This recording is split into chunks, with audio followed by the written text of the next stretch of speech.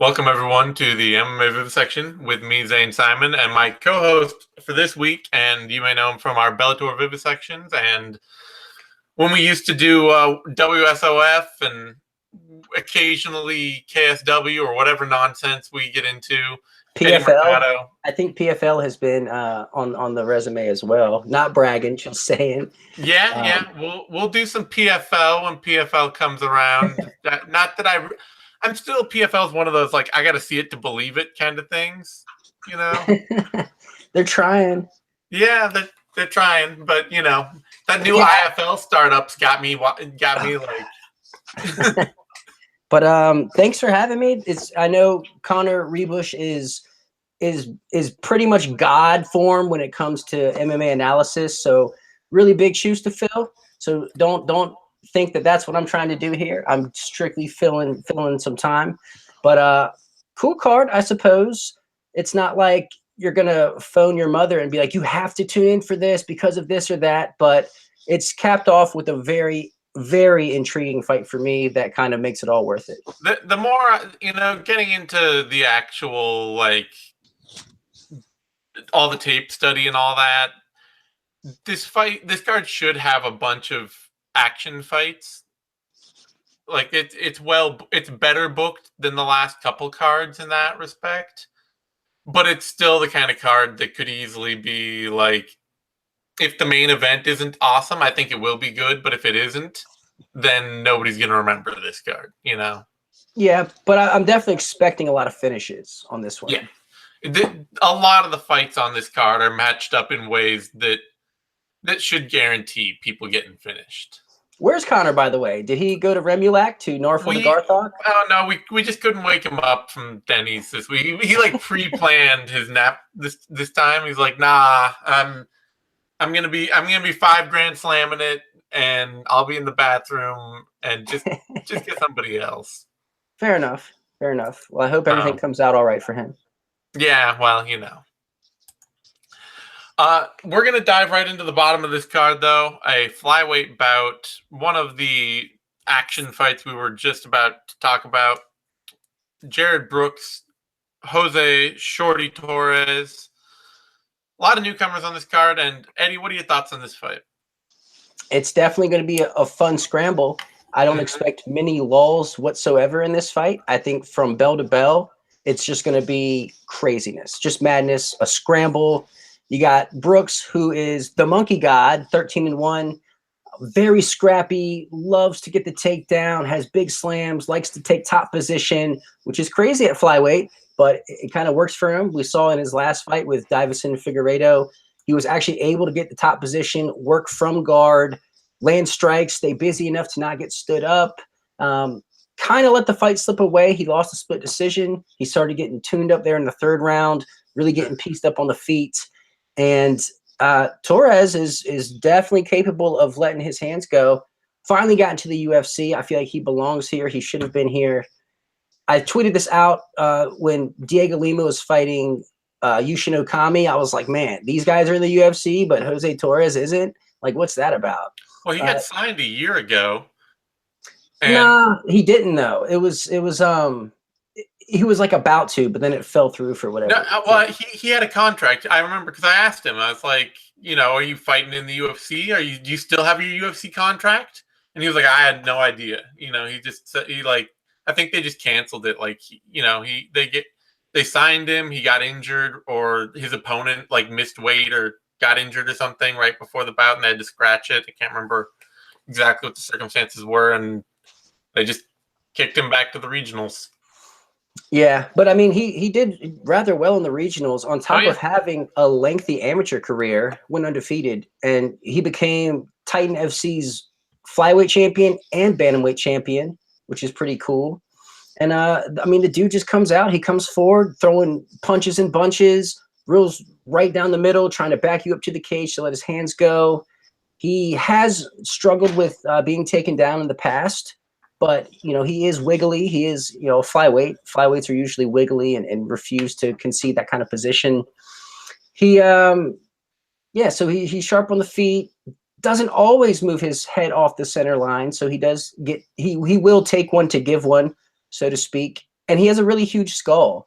He has like He's got a huge head. Welterweight skull on a flyweight body with no neck. So interesting build. I like his personality. He's fun to watch. I follow him on social media. But is he going to be able to stay on his feet here? That's really going to be the biggest question. And I honestly don't know, because he hasn't really fought anybody, to be quite honest. So he's still kind of untested. You can say Pedro Nobre, but he's still untested as far as I'm concerned. But it's one of those things where it's like, okay, with somebody like Nobre, where it's like you knocked him out early. It's like, great, that that doesn't actually tell us how good, like how well you would do if that fight had kept going, or if you get into a really hard prolonged fight. He's he fought Farkhad Sharapov, took him 5 rounds or something like that, and it's not nothing, but it's nothing you can really take away how he would do in certain situations. So there's still a lot of question marks, and with the way that Brooks fights, I'm a little concerned that Torres might be on the receiving end of a grind, and that could be that just could be the nature of this fight. But I'm going to pick Torres. I think he's tough enough to hang in there and weather the early storm and find a way to start letting his hands go later on in the fight. And I think he'll do enough to take a decision. I don't think he'll get the finish, but I think he'll do enough in rounds 2 and 3 with his striking to where he'll edge out probably a split decision. I wouldn't be too surprised if he was able to knock Brooks out, just because Brooks is so hittable and kind of reacts really poorly to getting hit too. It's one of those fighters where he likes to come in, he likes to jump in behind big strikes, jumping into his takedowns. And you can see in like the Figueiredo fight and in other fights, like when he starts getting hit hard, the striking part just kind of like goes away. He tends to kind of turn his head away. He tends to not want to let his hands go. He tends to just lean into his wrestling that much harder, gets himself set up to get hit harder, which is what we saw late in that Figueiredo fight, where it's just like, the more he got hit, suddenly it was just like, it's getting way easier to get hit late in that fight. Yeah. He's tough, though. He is tough. He's tough. He's got a good chin. He's a really good, powerful wrestler in a division where that doesn't always count for a lot, but we've seen him be able to hold guys down. And I that's kind of my worry here with Torres, is that Torres, he does scramble well, as flyweights tend to have to, but I worry that he's not as good an athlete as Figueiredo or Shelton. Not as powerful, not as strong, not as physically competitive, and at that point, maybe more likely to get held down. If he can just stay busy, stay on Brooks all the time, show even a first-level takedown defense, make Brooks work really hard, maybe get him tired, then start turning this around, start stuffing shots, keep letting his hands go, I can see him absolutely getting a win. I think it's a well-booked, evenly matched fight, but I'm gonna lean on Brooks wrestling to get it done for me. That's so fair. It's beyond fair. Really a toss-up. Yeah, it's a good, well-booked fight. I like it. I mean, it's a guy who's really mostly known for his wrestling and grappling against a guy who's known for his combination striking. Torres kind of follows the Lineker game plan of just walk in, keep letting my hands go, work the body a little, not nearly as much as Lineker, but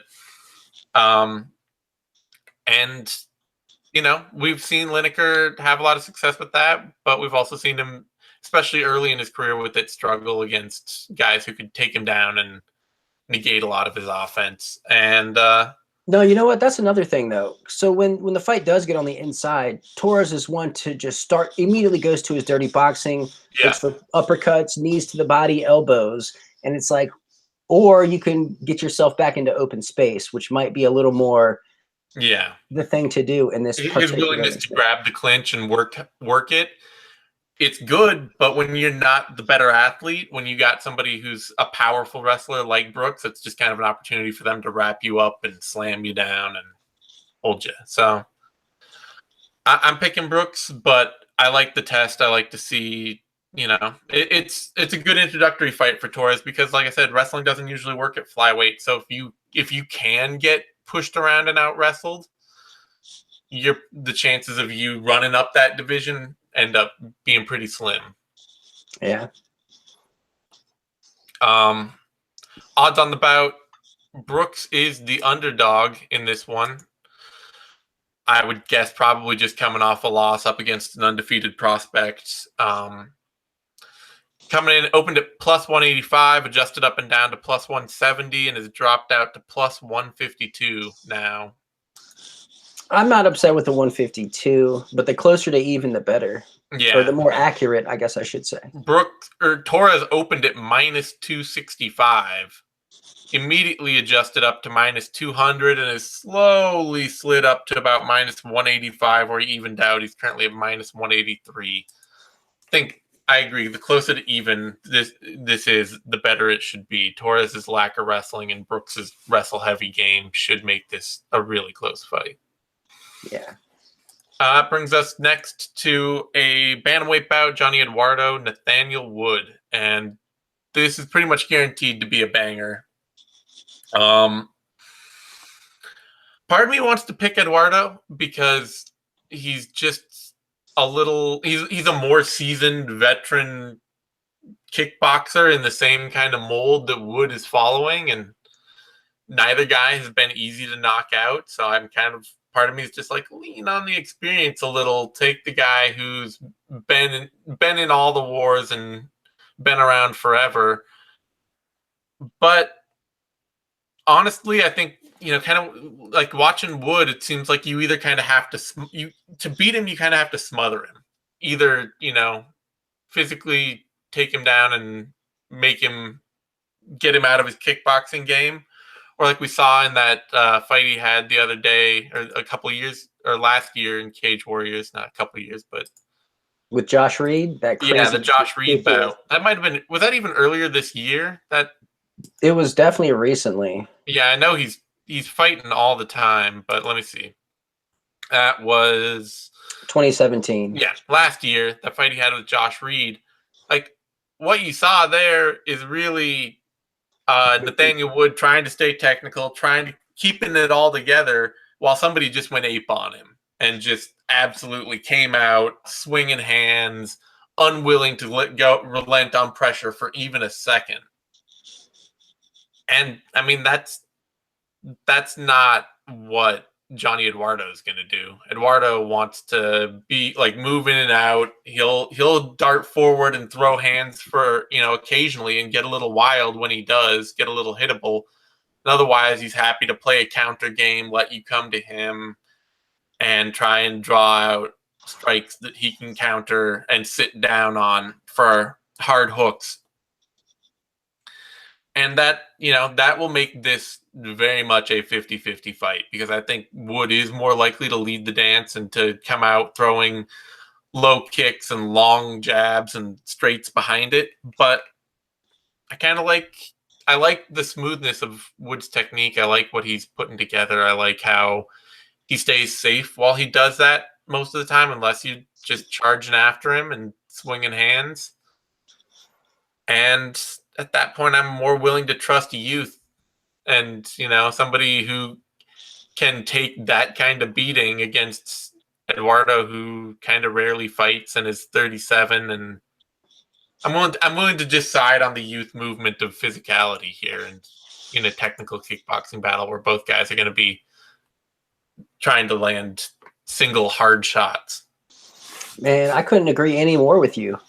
If you look at who Eduardo has fought recently, he's finished the veterans and lost to the Young Bucks. Mm-hmm. So finished Eddie Wineland, finished Manny Gambarian, but then gets finished by Aljo, and then gets finished by Matthew Lopez. Like, wait a minute, I thought you were the veteran. It's like, I mean, he was looking good in those fights up until he wasn't. Yeah, and they both have wrestling games that they can lean heavily on, which Eduardo's wrestling has never been great, which, like, that's something I'm not sure Wood has to nearly that same degree. No way. At all. But I'm just kind of like, I don't know. like Johnny Eduardo's last big win is Eddie Wineland, which is a good win, quality. 2014. That's how long ago that fight was. The fight was four damn years ago. Yeah. Shit, Eduardo hasn't seen a decision since 2012. Like, this fight is not going the distance. Like, there's no fucking way. Like, no way. This is going to end early. Yeah. And for the fact that, like, in that Reed fight, like we're saying, like, we've seen Wood take so much damage and still be able to uncork something while he's like completely on skates that will hurt his opponent, and then have the wherewithal to be like, oh, I hurt my guy, let me turn it up. You know, that kind of counts for a lot here. I think, you know, I don't think Eduardo is the type of veteran to where he's going to pull out some crafty shit that, you know, oh, did you see that slick takedown, that slick inside leg kick to double leg or anything like that. Like, I think both guys are going to get exactly the fight they want. They're going to get a range kickboxing battle fought at an even pace, and it's just kind of going to be on whose defense is tighter and who hits harder. I got to go with Wood. Like, I don't know if his defense is really that much tighter, but his feel chin like might be better. That's the thing, is I think his chin is better. And if it's guys slinging leather, I'm going to take the guy with the better chin. Yeah. I got to go Wood by KO. Because, you know, like we have seen that Josh Reed fight. We have seen somebody just come out and put hands on him and put him on skates. And there are times in Eduardo's career where he will sit down and he'll just like swing some hard hooks, but he doesn't tend to ever keep up that pressure. It's never like, oh, I'm just going to go, you know, for 2 minutes straight as hard as I can and see what happens. It's always, here's a sharp counter, here's a hard 1-2 leading. Then I'm going to go back and try and, you know, take that pressure off. And another thing, like, he will throw those strikes, but he really opens himself up when he does it. Like, it's not pretty.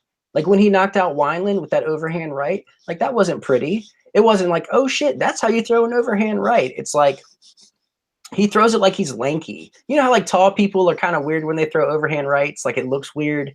He kind of has that thing about him. And the openings will be there. And Wood is so down to throw back when people are throwing at him that I feel like Eduardo's going to come up short in that exchange, and his chin isn't going to hold up. Win out, I think. Should be a fun fight though, because if his chin does hold up, then, you know, we're in for a fucking war. Yeah, it's going to be a barn war. burner. Wood opened at -245, adjusted up and down to -275, and has slowly slid out to -290. Eduardo opened at +186, jumped up to +226, and has slowly risen up to +233. Frankly, I mean, I like Wood.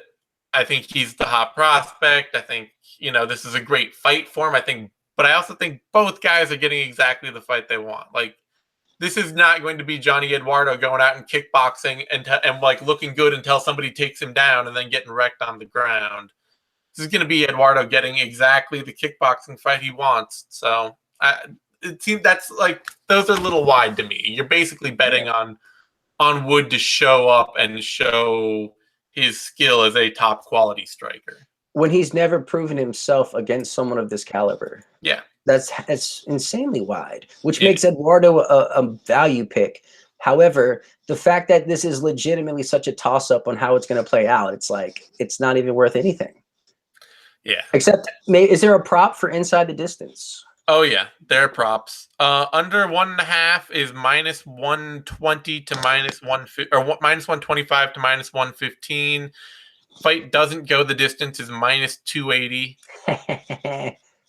Yeah. And Eduardo inside the distance is +386. Wood inside the distance is -135. Damn, that's crazy. Did it open at that, or has it adjusted to that?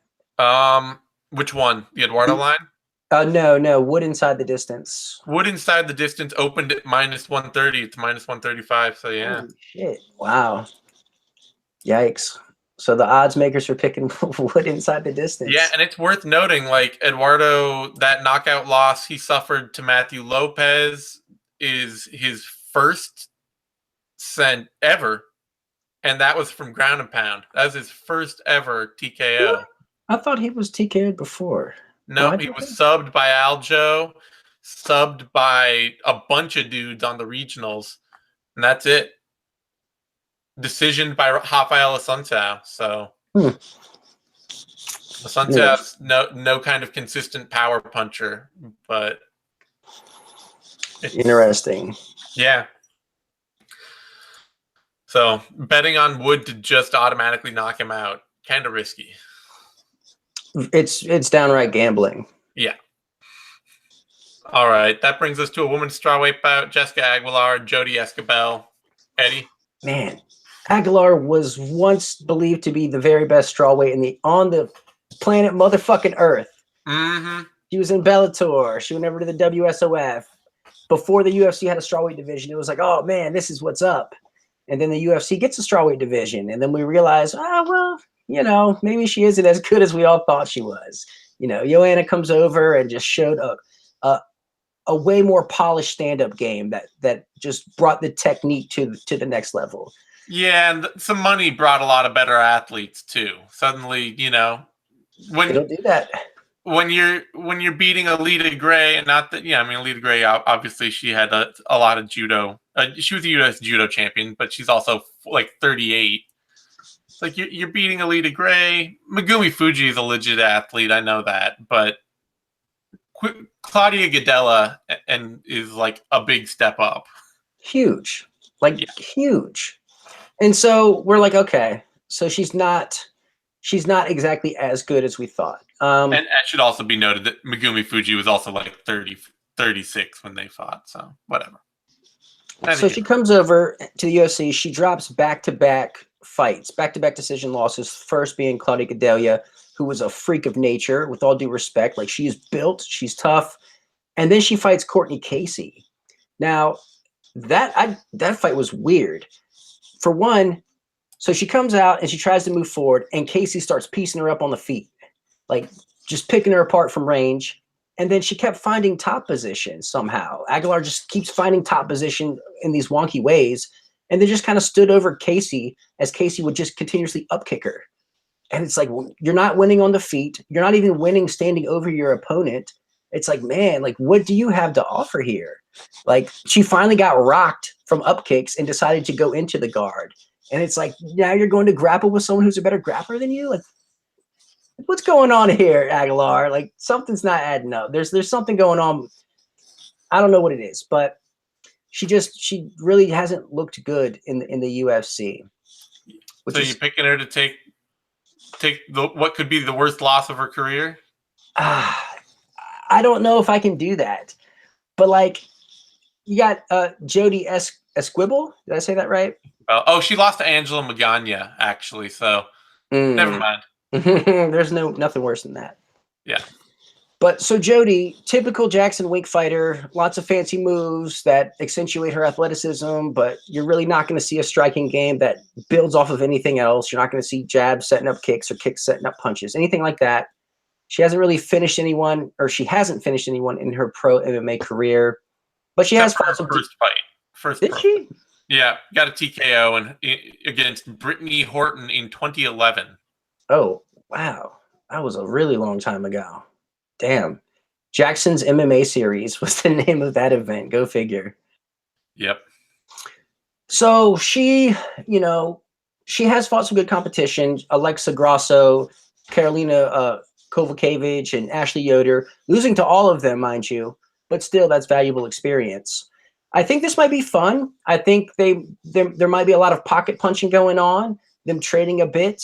I think Aguilar is definitely going to come forward, and Jodie's going to be left in the matador role. Aguilar is going to lead the dance here. I doubt either athlete will get the finish. I really just hope it's fun, but I have to lean towards Aguilar here, just because I haven't seen anything from Jodie that shows me that she will take over a fight with A or B or C. I feel like she's just going to be out there spamming techniques until she runs out of ideas, and then Aguilar is going to pick up the decision. Yeah, it's kind of too bad because Esquibel really does look like a she looks like a very good fighter when you see any one little, like she reminds me of Jessica Ai, where you see like any one little thing that Jessica Ai does, and you're like, oh, she's talented, and then you watch like a whole round, and you're like, what the fuck is this? Where Escobar, like she's been, not a terribly successful one, but she's been a pro boxer for a long time.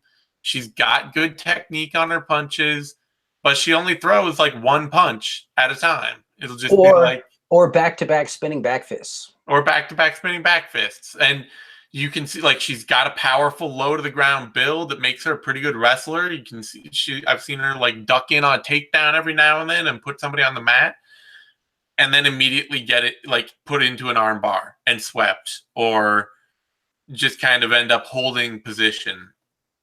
She's so low output and inconsistent with picking her shots that it's hard for me to trust her against somebody like Aguilar, who is just busy.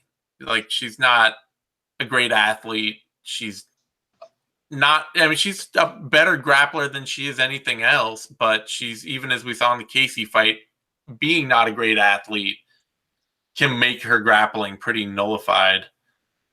And, but if Escobar isn't going to bring the fight to her, then I don't know. Like, Aguilar's a talented enough veteran to probably steal rounds, but it could be a really close fight because Aguilar's just not like, she's not going to do a lot of damage. She's just going to be busy. She's going to do some wall and maul and some, maybe try and she's got crafty takedowns. Maybe see if she can try and hold Escobar down and work for back mount, something like that. But I just hope it's fun. Yeah, I hope so too. I hope Escobar can make it. It comes out looking to be a little more aggressive, or at least meets Aguilar with that aggression, and things, they tangle up a little and make it fun. Otherwise, it could easily just be like a 3-round sort of. Well, one of them landed 15 in effective strikes, and the other one landed 20 this round. So I guess that goes to. I'll take the 20 knees to the thigh over the 15 hammer fists to the hip. Yeah, exactly. So I'm down in Cancun, Mexico for that Combate Americas event. And who's down there? Jessica Aguilar. Yeah, of course. I'm in Miami for the Karate Combat event. Guess who's down there? Jessica Aguilar. Jessica Aguilar is at every event but a UFC event. Like, I can't. When was the last time you saw her at a UFC event? She's like ATT team mom, like. I guess. But yeah, it's true. She wasn't at Karate Combat. Yeah, I don't know. She's been on the sidelines for a while. Aguilar coming in, open -211, adjusted up and down, eventually to -130. And is currently, that's more or less flattened out. She's at -127 right now. Escobar opened at +169, adjusted up and down, eventually to +107, and is slowly dropped to +103. I'm pretty much, I think Aguilar is a very mild favorite. It's just about right there. Like, yeah, because I mean, if you look at the record of Escobar, she tends to lose when she takes a step up in competition. So, and when she wins, even three of her wins are by split decision.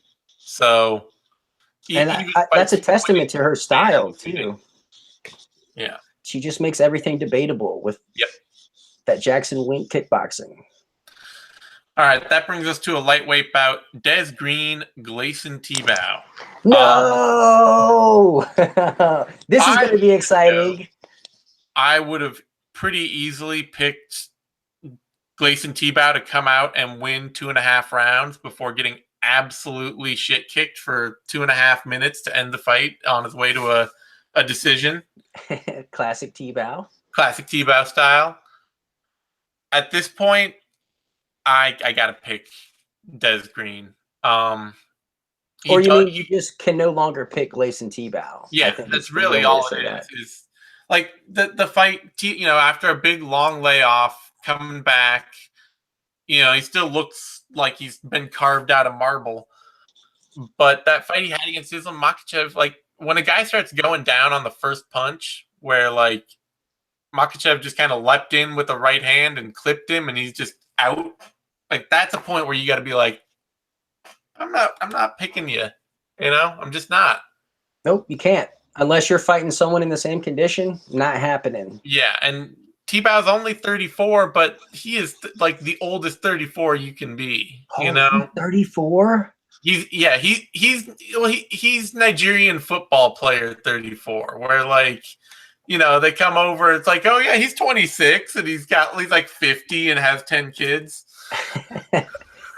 Man, Tibau. I will never pick him again in a UFC fight. He started in 1999. Like, that's crazy. Dude's been looking 34 since he was 16. Yeah.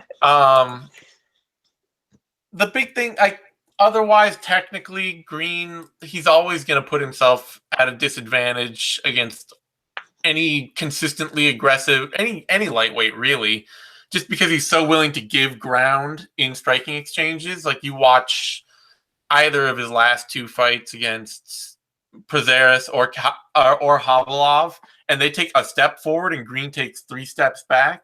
It's like, it's nearly impossible for you to produce any offense unless somebody's running at you all the time, like Josh Emmett did.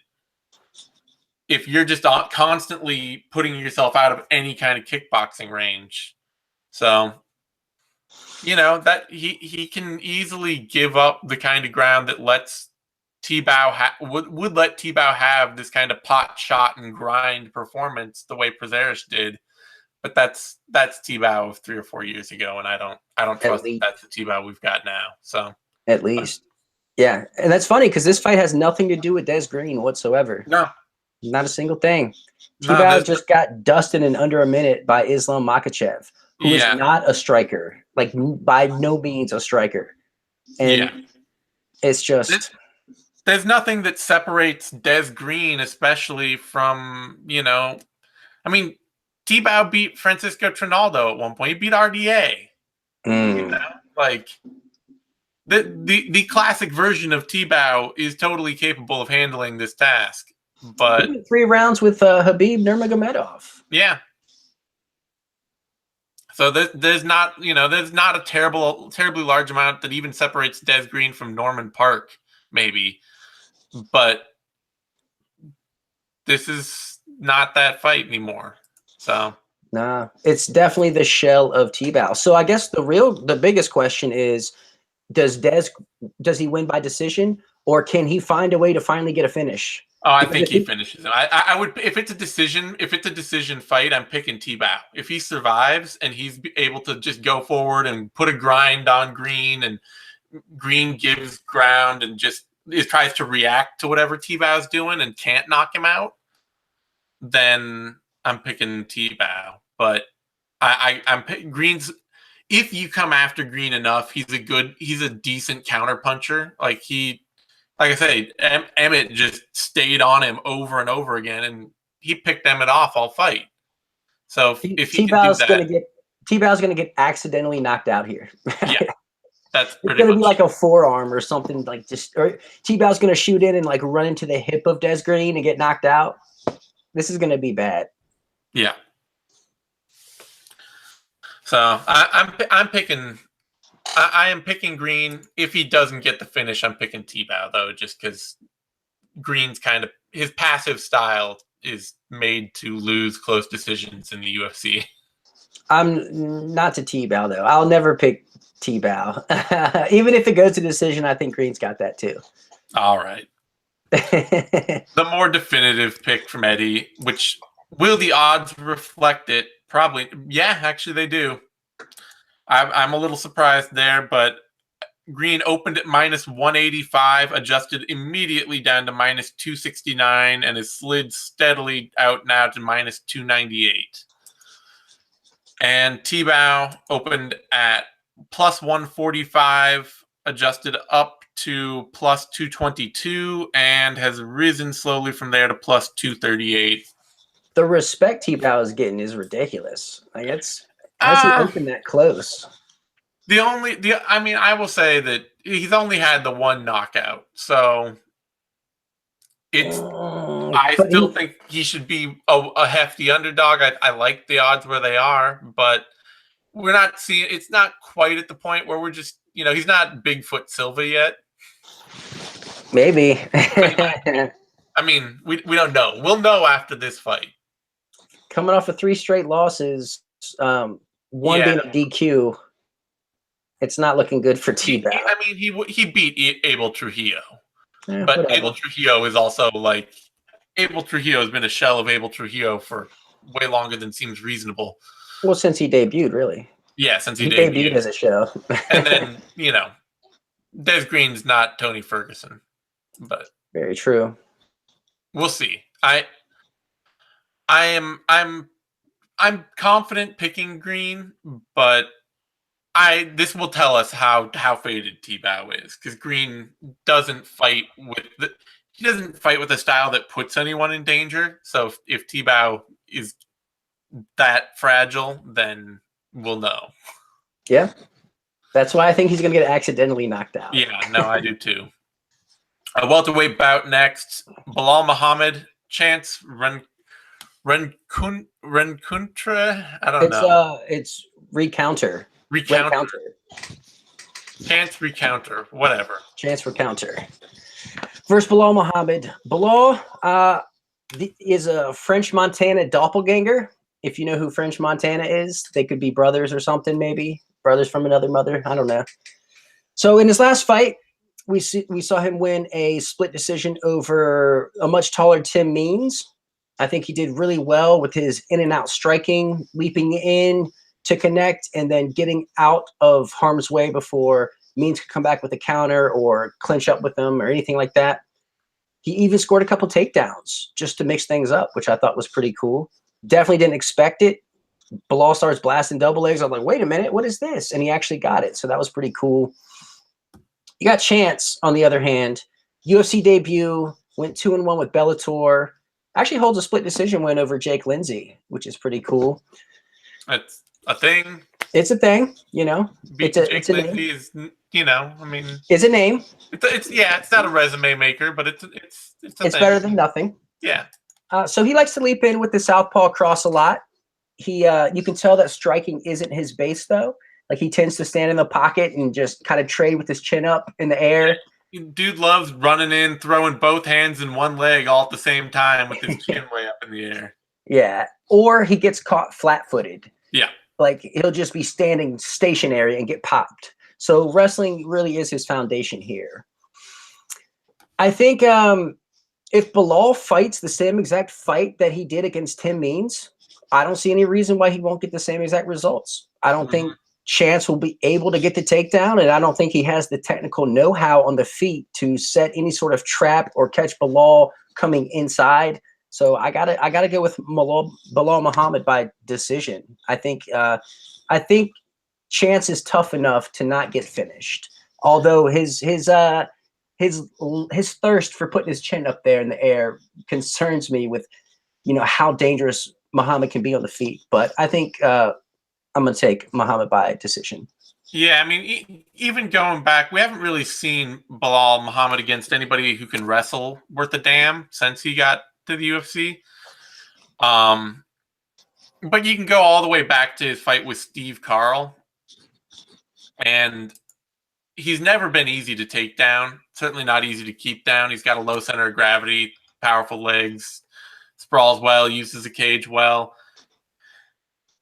And so if this is just a kickboxing bout, if Rencountre can't get takedowns, then yeah, I mean, Muhammad isn't a power striker, so Rencountre will have probably 15 minutes to try and figure something out. But the way he tends to jump into the pocket, throwing both hands, I mean, slower, less talented fighters have been able to pick him off for that pretty easily. His chin and his willingness to just do it constantly has gotten him through a lot of regional fights where otherwise guys, have been able to time him and nail him. But Muhammad works really well behind his jab when he can get it going, and I expect with somebody who gives that many opportunities to eat a stiff jab, this should be a good showing of, like, Muhammad's classic kind of kickboxing technique where he likes to pump his jab a lot and then find trickier strikes behind that and really open his striking offense up behind his jab. So yeah, and seeing him be able to handle Tim Means the way he did really gives me confidence in him that he can. He has no issues with fighting taller people. Yeah, and Means is more defensively sound, better structured, every bit as consistent, offensively dangerous, more dangerous, every bit as consistent a kickboxer as Rencountre. And Muhammad was able to pick and move and pot shot and keep that fight just at the right speed he wanted it at. So it's a big step down for Muhammad, actually. Oh yeah, no, I mean he was supposed to get he was supposed Nico to get Nico Price, who was still a step down, but at least Price has UFC experience. Yeah, and Price we've seen has a bunch of funky power that is just kind of weirdly chambered in his giraffe arms. Where you watch Price and you're like, you're losing most of this fight. No, you just knocked that dude unconscious because you've got these weird long arms and huge hands and you just hit people really hard. I hope they rebook that.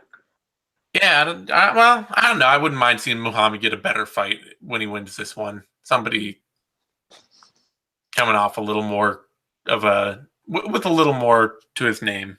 But anyway, odds on the bout. Muhammad is a heavy favorite. Opened at -400, adjusted up and down to -392, and has slid back down to -405. I feel like those are pretty accurate, honestly. Yeah. Rencountre opened at +280, adjusted up to +309, and is currently up at +313.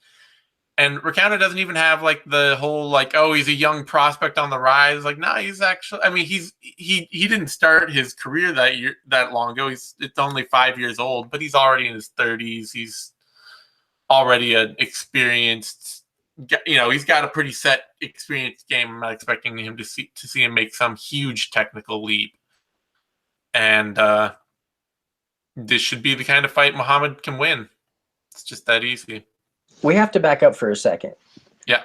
Nathaniel Wood, his nickname is the Prospect. Yeah. I don't think that nickname is gonna have any staying power. I think over the years it's gonna. He can only be a prospect for so long, right? Yeah. Well, you'd say the same with like the Young Assassin, or Dynamite Kid. Yeah, or the baby-faced assassin for Josh Barnett. Well, Josh Barnett did have to change it eventually. The Fireball Kid.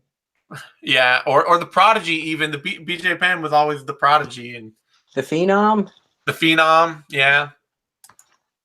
We'll see. Maybe he'll be a 45-year-old prospect someday.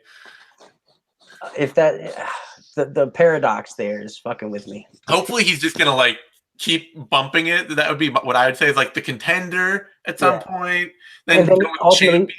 The journeyman. Yeah, that's the problem. Is if it doesn't work out, then you just get like it gets really lame. You're like the tomato can. Okay. Next up, lightweight bout: Nick Lentz, David Teymur, and this should be a fun fight. It's a another good test of David Teymur's ability to be a controlled, technical kickboxer in the UFC. Lentz has kind of continued to defy the odds. He's slowly gone from the grindiest grinder that people were. It used to be that he, back in his original lightweight run and then featherweight run, that he was just this guy who would go out, push people to the fence, get top ride, and then peck away with little punches round after round after round until it got like Gleison Tibau. At some point, people would just figure out like this doesn't really hurt, and then they just whip Nick Lentz's ass for like the last round of any fight he was in, but by that point he would have won enough to win the fight. And then at some point he decided to move back up to lightweight, and he just put on a shit ton of muscle.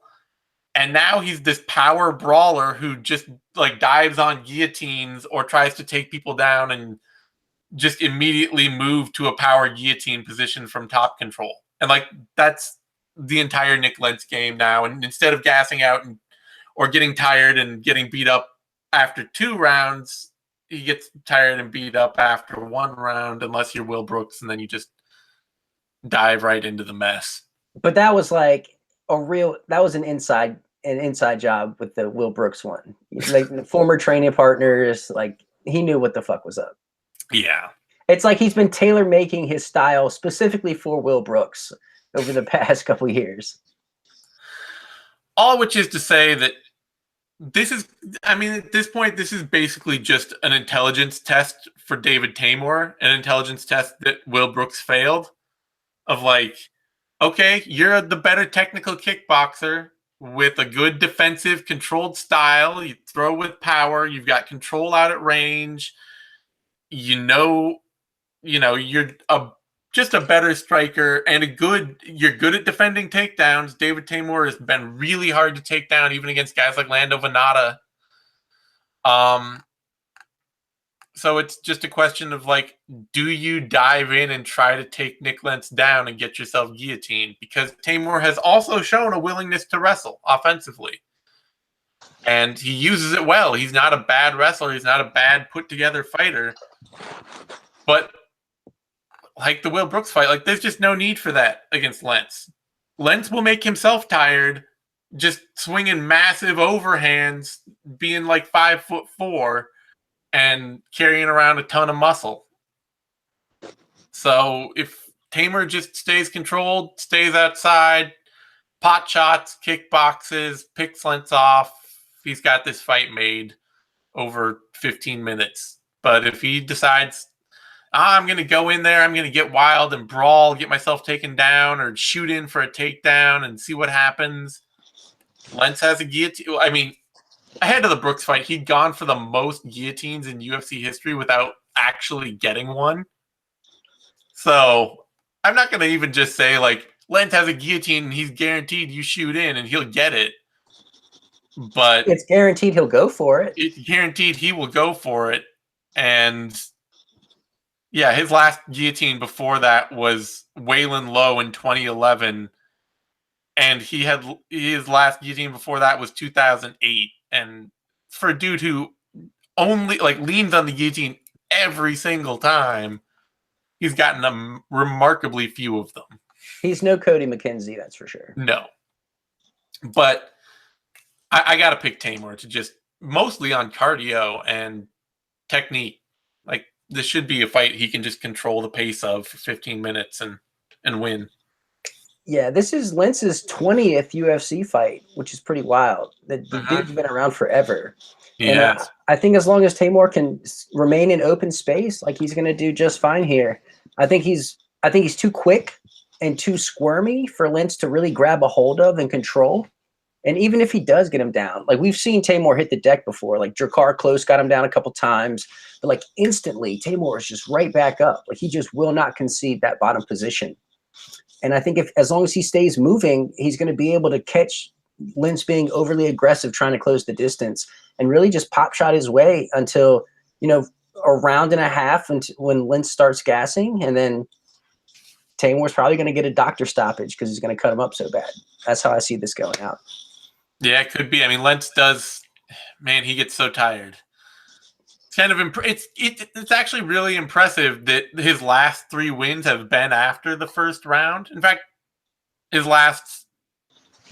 all of his recent wins have come after the first round, but it's also then you look at the guys and it's like Manny Gamburian, Danny Castillo, Michael McBride, and then that funky ass Will Brooks submission. Yeah, Lentz has that I smoke 2 packs a day kind of cardio, I mean, he's just put on so much thickness and muscle. Like for a dude who just used to be known as like this little backpack, now you look at him and you're like, you look like some kind of like Vikings extra. Like at the shrunk. Somebody put the star of Vikings in the dryer, and he shrunk down.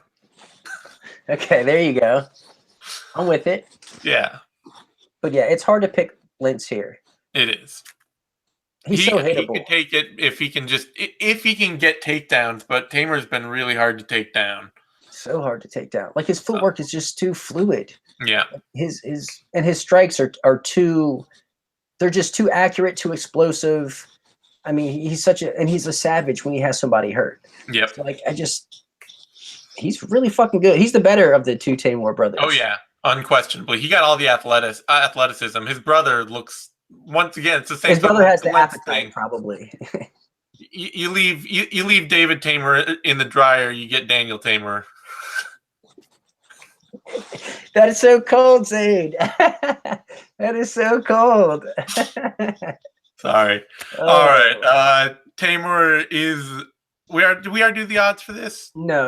Okay, Teymur is the pretty sizable favorite, open at -265, adjusted up and down to -254, and then has slid slowly, steadily out to -290, which is where he's at right now. I mean, this is probably the best striker that Lentz has faced since Chad Mendez. Well, I mean, Brooks was a pretty comparable striker, but Brooks was also dialing him up for most of that fight, you know? But Brooks isn't really known for his striking. Like, how many people is Brooks putting away with his striking, aside from Michael Chandler, which was weird? Well, Brooks has a whole bunch of issues. Brooks is a good technical fighter that just few things seem to click the way they should. But anyway, Lentz opened at +185, adjusted up and down to +218, and has risen steadily since then and flattened out at about +234. So reasonable. I haven't. Yeah, it part of me feels like it could be a little closer just because Teymur has so little experience still, and Lentz is such a seasoned veteran who finds random ways to win fights. So I could see it being a little closer, but the style matchup is pretty terrible for Lentz here. Yeah. And I've never seen Teymur struggle with the takedown. Yeah. Like, ever. Like, he's been taken down, but never did he struggle with it. So yeah. All right, that brings us to a women's flyweight bout. Sijara Eubanks, Lauren Murphy. Eddie? So Murphy, 10-3, bit of a veteran. She's fought way better competition than Eubanks has, and at a heavier weight class. Bit of a jack of all trades. She knows something everywhere, but isn't particularly lethal in one specific area. And she's facing someone who's making her official UFC debut in Eubanks, who actually did extremely well on Tough and was going to compete for the flyweight belt against Nico Montano, but suffered kidney failure the week of the fight, had to withdraw. It was weight cutting related, so we kind of were robbed of that kind of finale of the show. So this is very interesting here. Eubanks, BJJ black belt. She has Pan Am, IBJJF World experience. Worlds, which is actually about to go on in California.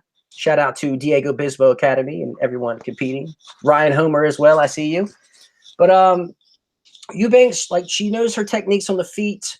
She's confident enough to throw. She'll attack the head. She'll attack the body in the same combination. She is a little bit slow with her strikes, which kind of is an issue. I don't think that will matter here as much.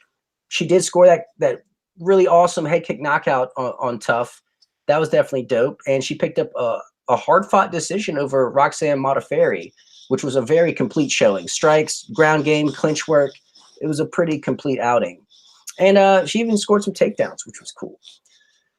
So I really believe Murphy is going to have to lean on her experience, and I think she's really going to have to find a way to get her striking going. Because if she falls behind in the stand-up, then she's going to start shooting in. She's going to start closing the distance, just like she did against Montano, and she's not a better grappler than Eubanks. So that will play right into her wheelhouse. I think Murphy's probably too tough to get finished anywhere, but I really just can't see her dominating this fight in any facet of the game. Like, I just can't, and I like Lauren Murphy, but I think Eubanks is just too good in too many areas. So I have to pick Eubanks here by decision. Yeah, I mean, my feeling is kind of, unfortunately, that Eubanks hasn't shown herself to be good enough in any areas. Like, for somebody who's as accomplished a grappler as she is, her grappling has yet to really show up as a major dominant facet of her MMA game. You know, we've like even like against somebody like Roxanne Modafferi, and I know Modafferi is very technical and all that, but it's like half the athlete. Like Eubanks started out looking dominant and getting top control and stuff like that, and then ended up on the bottom, also getting beat up.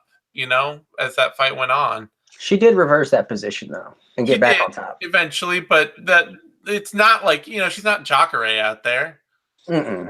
It's not like it's or even Mackenzie Dern where you're like once it hits the ground, Sijara Eubanks has this wrapped up. That's just that part of her game. It's not that dominant. It's a skill she has, but and her striking, like. She can be a bit hesitant.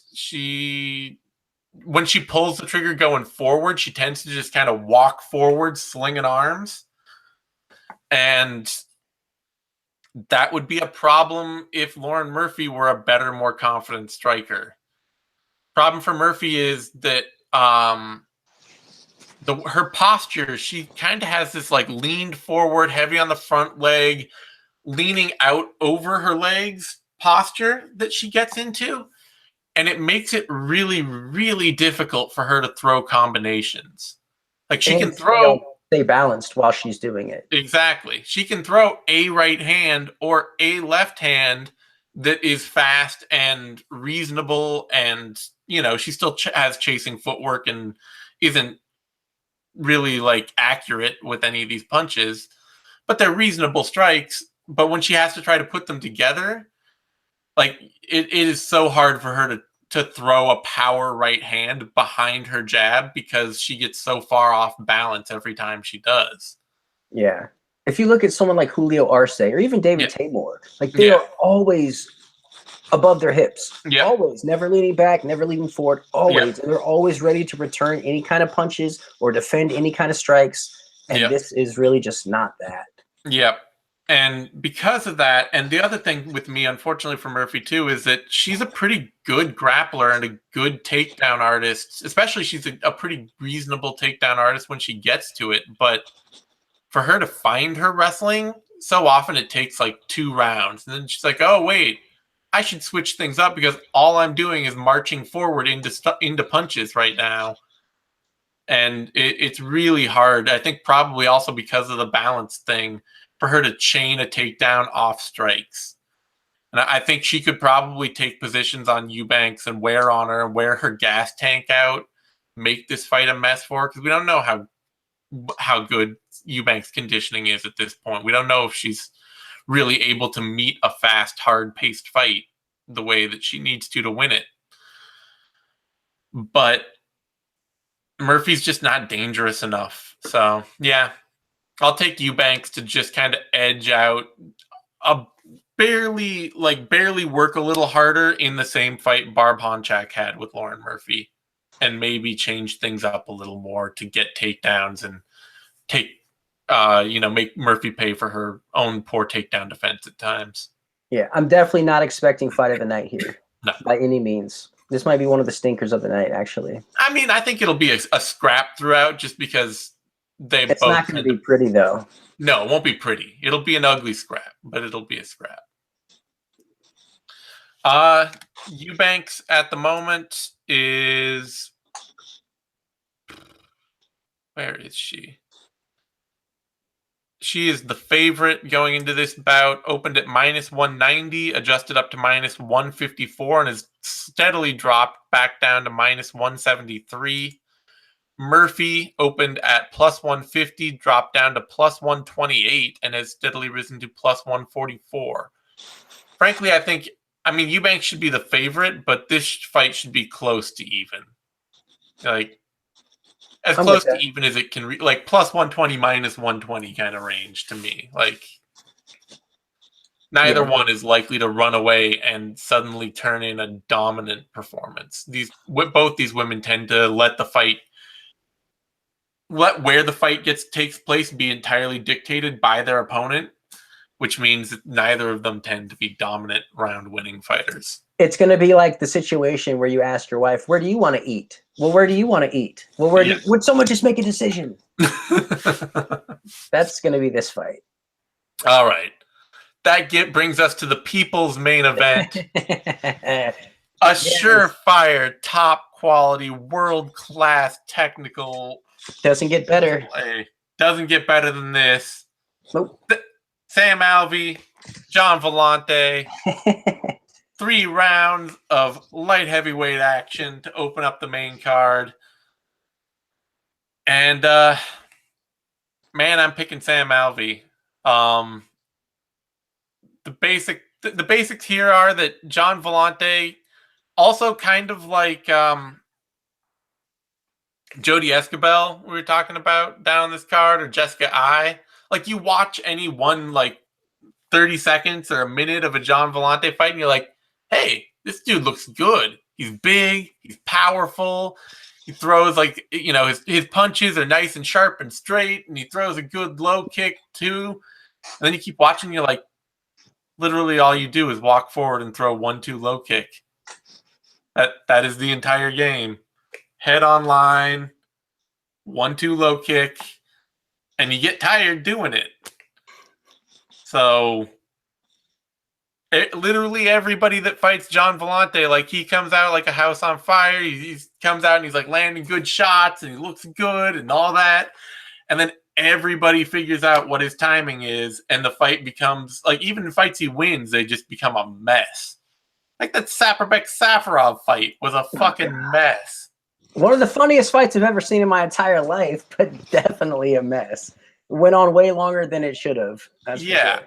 Frantamar Bahos took lost a split decision, but it was close just because Villante's always coming in at the same speed, and Bahos is just on his back foot waiting to counter every single time. Which is exactly what Sam Alvey does. Yeah, and Sam Alvey is a way cleaner counter puncher than Frantamar Bahos, and his entire game is basically built on, you run at me, I throw a lead right hook counter, and I knock you out.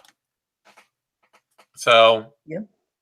I assume Gian Villante will come out putting hands on Sam Alvey, and he'll look good for 2 or 3 minutes, maybe even a round. Then he'll start to get a little tired.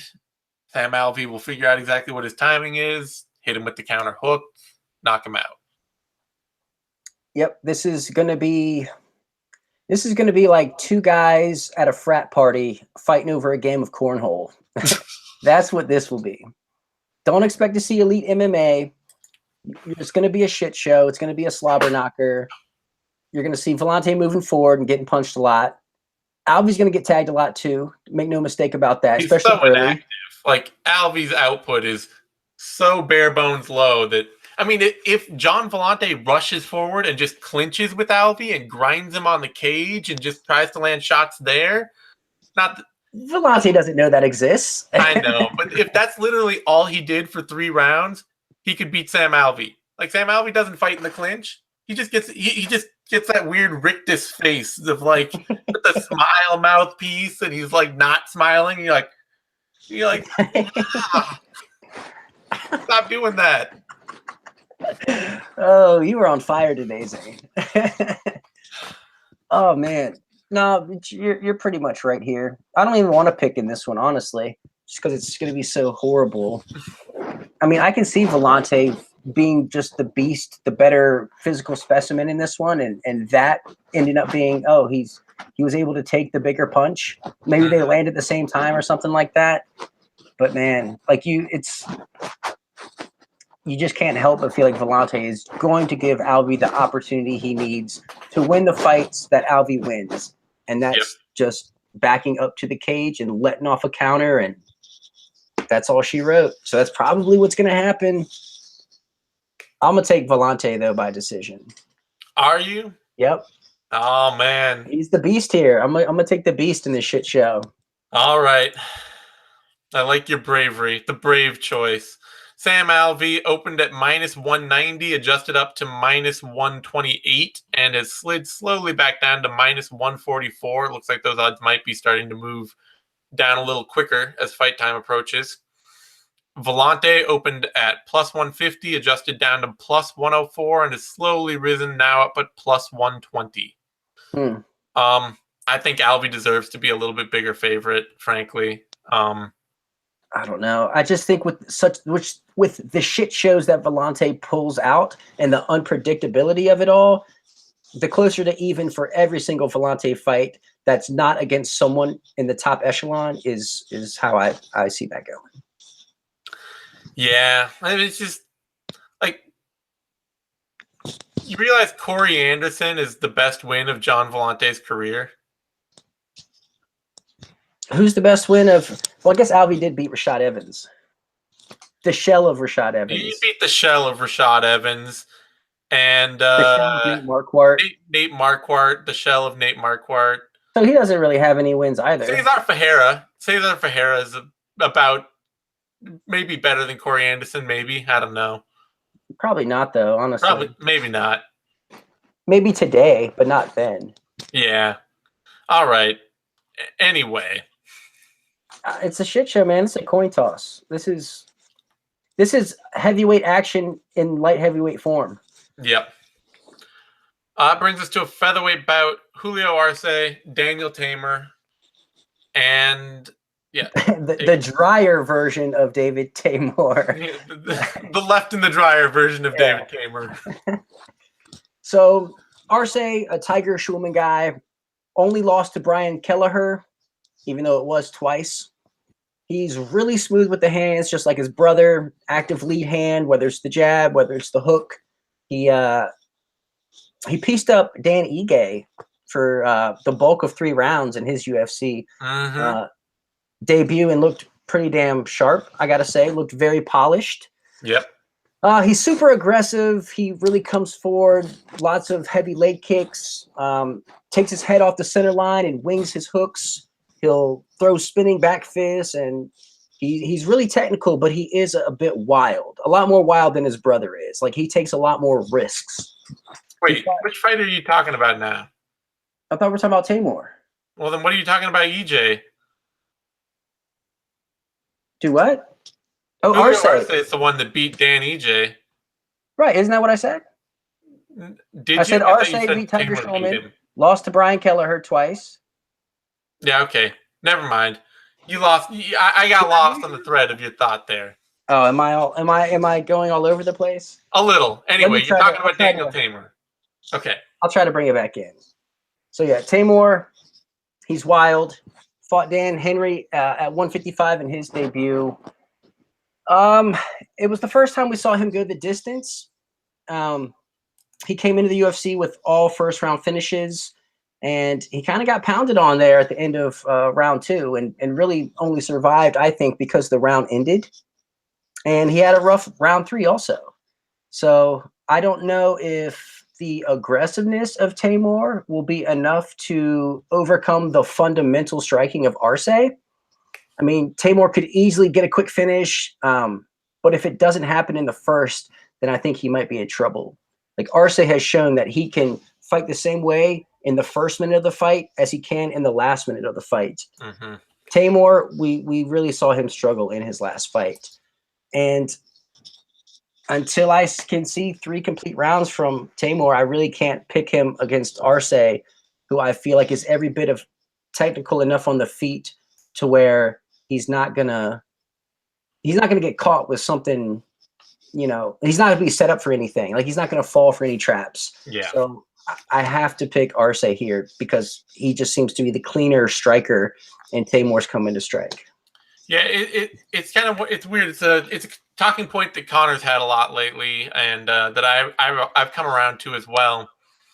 Is that for a team that used to be kind of not a joke, but like kind of a weird, like, oh yeah, that Tiger Schulman kickboxing, like, yeah, you know, putting out a bunch of like weirdly one-dimensional fighters in the UFC who don't have that much success, and I don't trust it. It's kind of like a strip mall school is kind of seen as, is like there's a bunch of them and nothing defines them.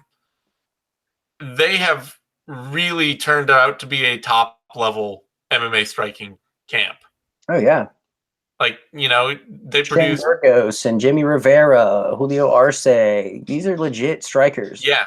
Like the last half decade or so of Tiger Schulman products have been like, these dudes know how to throw hands, and they're all really controlled. They don't take a lot of risks. They've got good technique. They've Defensively sound. Together well. They're fundamentally sound. They are good combination strikers. And Arce seems like maybe he's not as good an athlete as some of the others that have come out of there, as Burgos or Rivera, but just a really controlled, dedicated fighter to round-winning fundamentals. And Teymur, yeah, I mean, I think Teymur can probably hang with him technically and probably has a big power edge. Arce is not any kind of power puncher, but you know, Teymur fought that fight against Danny Henry like a guy who's only finished people in the first round and didn't understand the idea that he could get tired, or that fighting a really terrible game plan would not pay off down the stretch. And until I see him make the adjustment and realize, like, no, I can't just constantly pull the trigger on huge power overhand punches and jumping into the pocket and just swinging leather all constantly. Like, you got to pick Arce to like have a close first round and take over down the stretch. So that's how I see it. I'm taking Julio Arce as well. He's just so damn wild. It's like if Teymur was just a little more reserved, I'd be more inclined to pick him. But he's just, man, he's not his brother. Like, no, his brother is incredibly controlled and like really practiced about. I mean, his brother fights like Julio Arce fights. Yeah. You know, that's the fight I want to see secretly. I know it's different weight classes, but yeah. But Arce opened at -230 and adjusted up to -160 or so, and has slid slowly down back to -206. Teymur opened at +170, dropped down to +120, and has risen steadily back up to +169. I think those odds are good. Arce deserves to be a solid favorite. Teymur's clearly got some power and he's got the technique, but until we know that he can be a round winner and not just a first round knockout artist, it's hard to take him against a defensively sound, equally talented technical kickboxer. Man, I really like the way Arce punches. Mm-hmm. That makes me happy. I wish he would hit a little harder, but I'll take his technique over that any day. Yeah, I think, like I said, I think he's just not quite the athlete. And, you know, if you're not that athletic, you can't, you know, you got to just be more technical. Brings us to a welterweight bout of sadness. Jake Ellenberger versus Ben Saunders. Oh, my heart weeps. And, yeah, I feel bad because Ben Saunders, you know, he's OG Bloody Elbow family.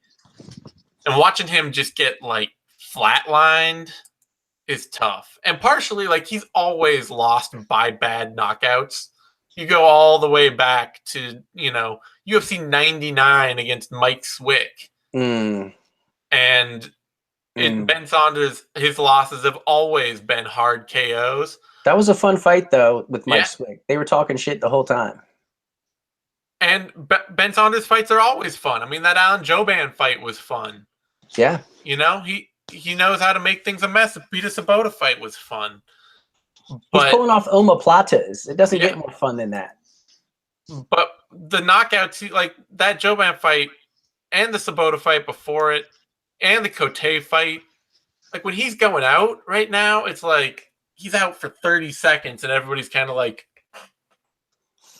you know, you're just hoping he's okay.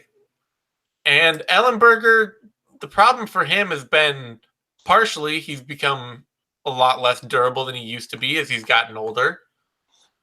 And partially at some point in the middle of his career, his confidence got totally shot, and you ended up with this Jake Ellenberger where he looked like he was doing fine, and you're like, oh yeah, classic Ellenberger out there throwing some power, looking for the counter, and then he'd get hit hard once, and it was like suddenly shook. Suddenly, it's like Josh Koscheck in his eye. It's like an insecure glass cannon. Yeah, is what he's become.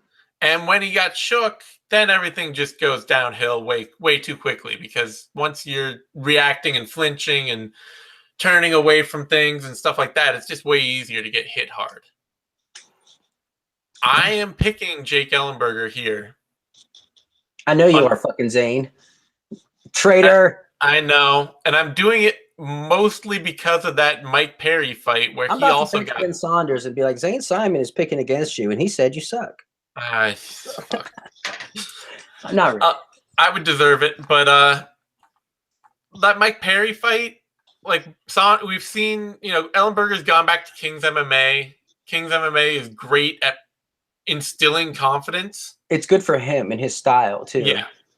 And in the Perry fight, he looked like a guy who's just fragile again, and no longer a guy who doesn't trust himself.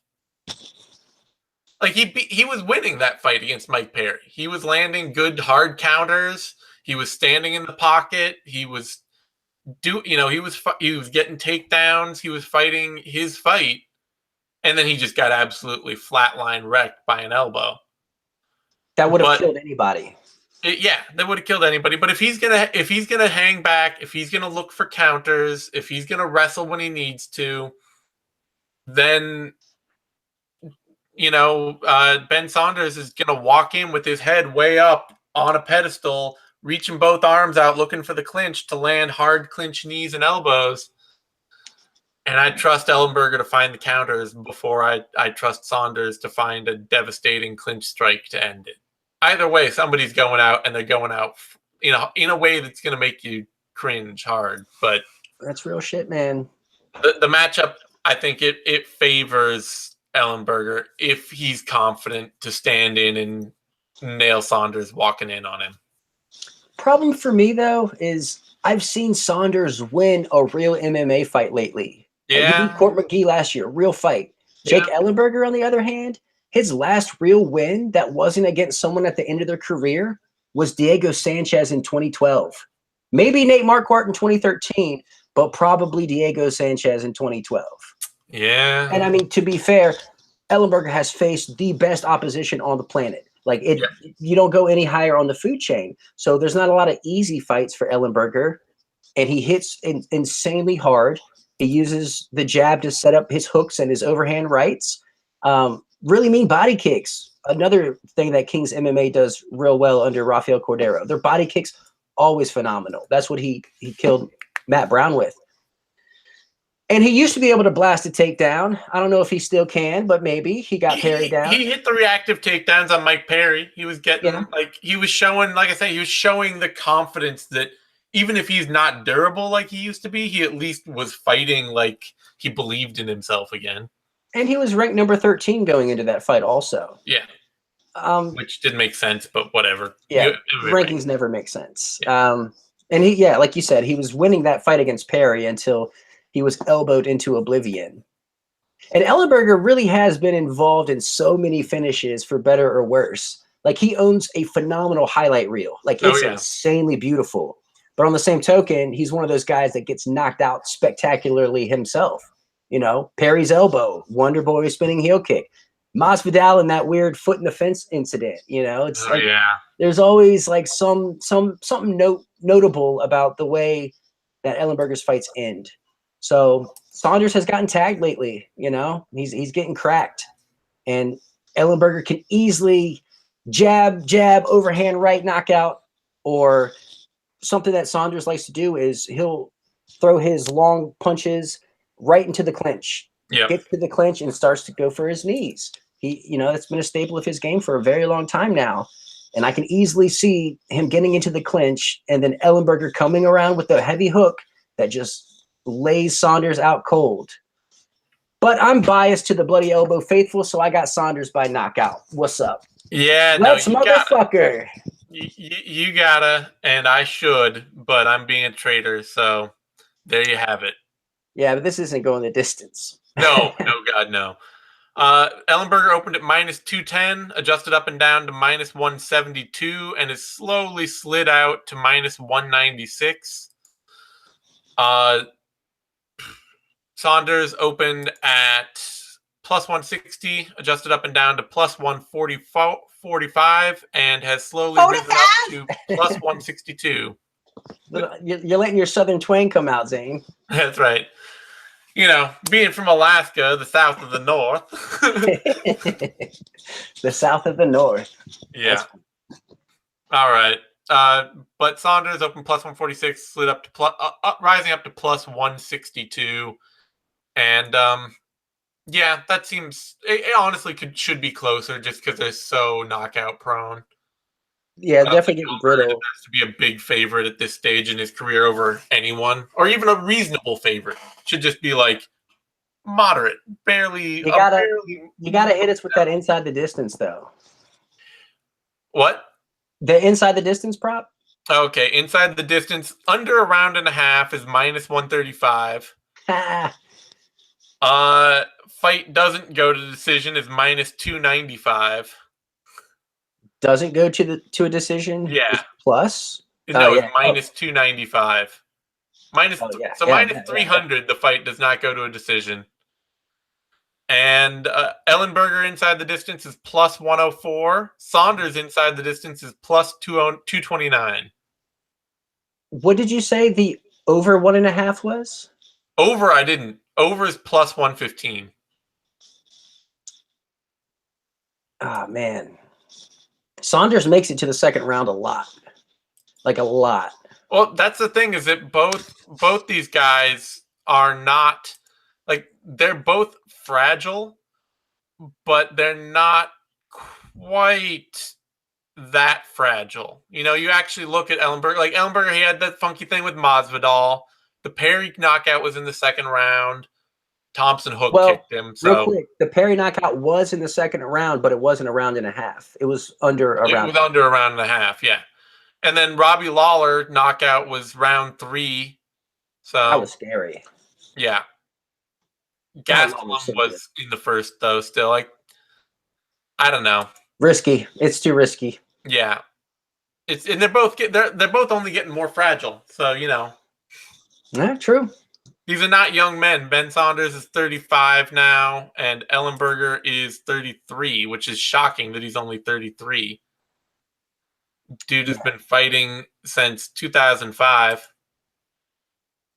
All right, that brings us to a heavyweight bout. Walt Harris versus Daniel Spitz. Is Harris? No, he's from Birmingham, Alabama. What the fuck is this fight doing on the main card? I mean, you got a heavyweight. Who doesn't want heavyweights on the main card? Especially this is just like, where else would it be? This is just such a terrible fight. Anyway, go ahead, talk about it. It's yours. Okay, so Daniel Spitz, obviously Nicholas Backstrom has been putting on some muscle. Spitz is tall, he's tough, he has a nice jab. Cardio completely abandoned him in his UFC debut against Mark Godbeer. That could be short notice related, even though he was scheduled for another fight as he got the call. Yeah. But that's never a good sign when you're a heavyweight and your cardio fails you, before the second round. And he was a bit hittable. Get teed off on by Mark Godbeer for 3 rounds, which is not what you want. Doesn't speak highly of your skill set. That's for damn sure. Because Godbeer is no technical wizard on the feet.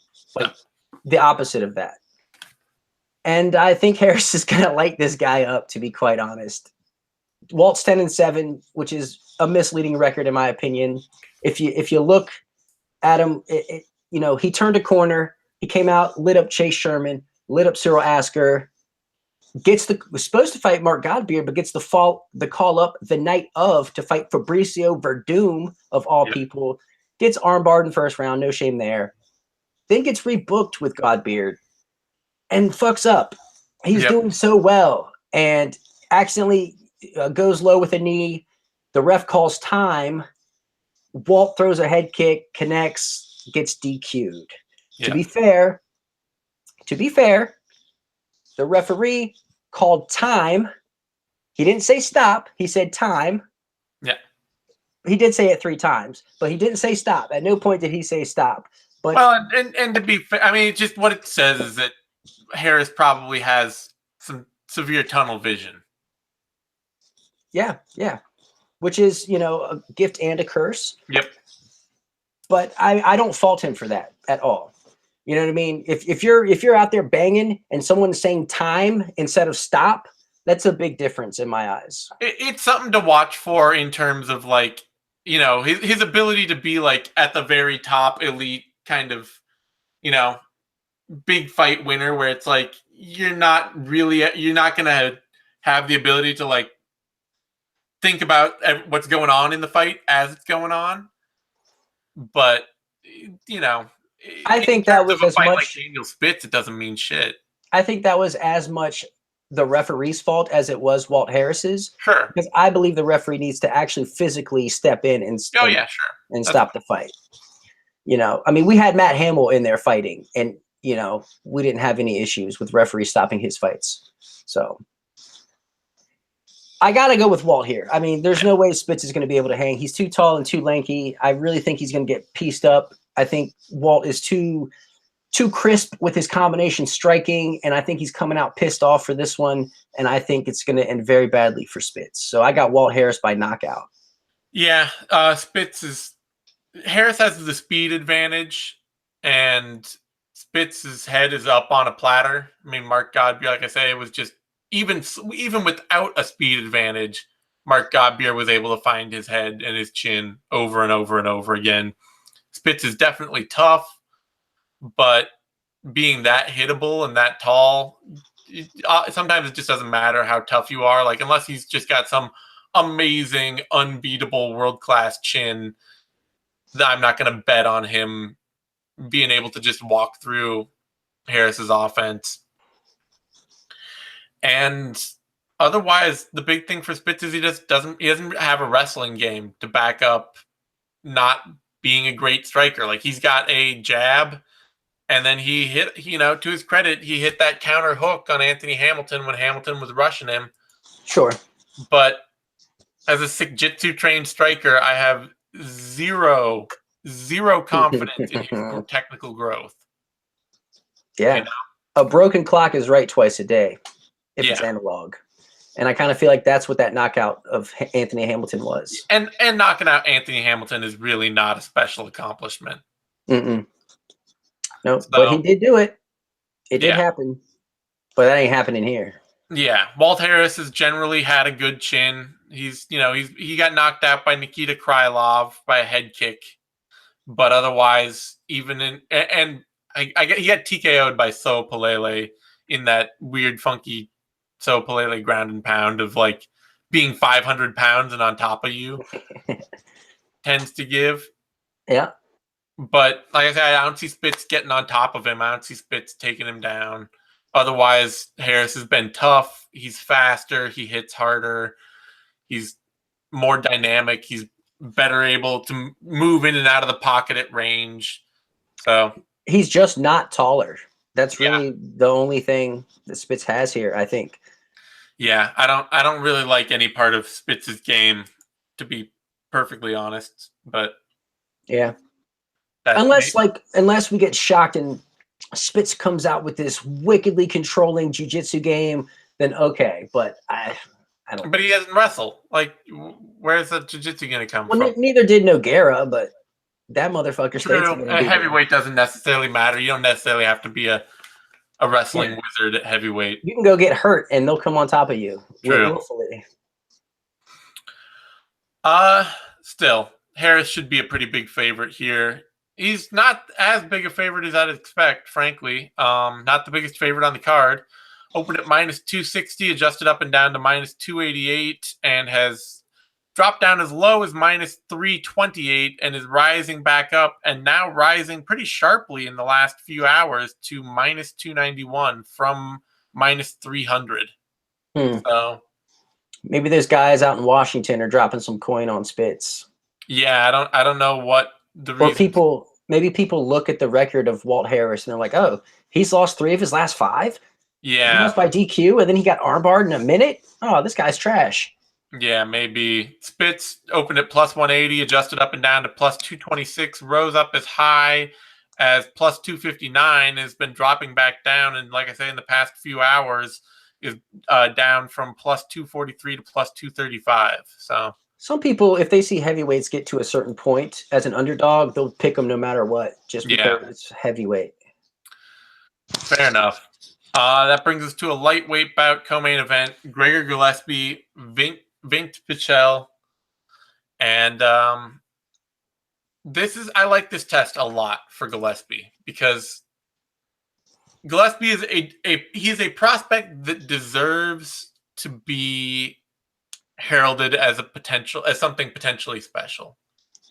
Mostly a tireless, absolutely tireless, really technical wrestler who is willing to just sit down on hard strikes and hit with power.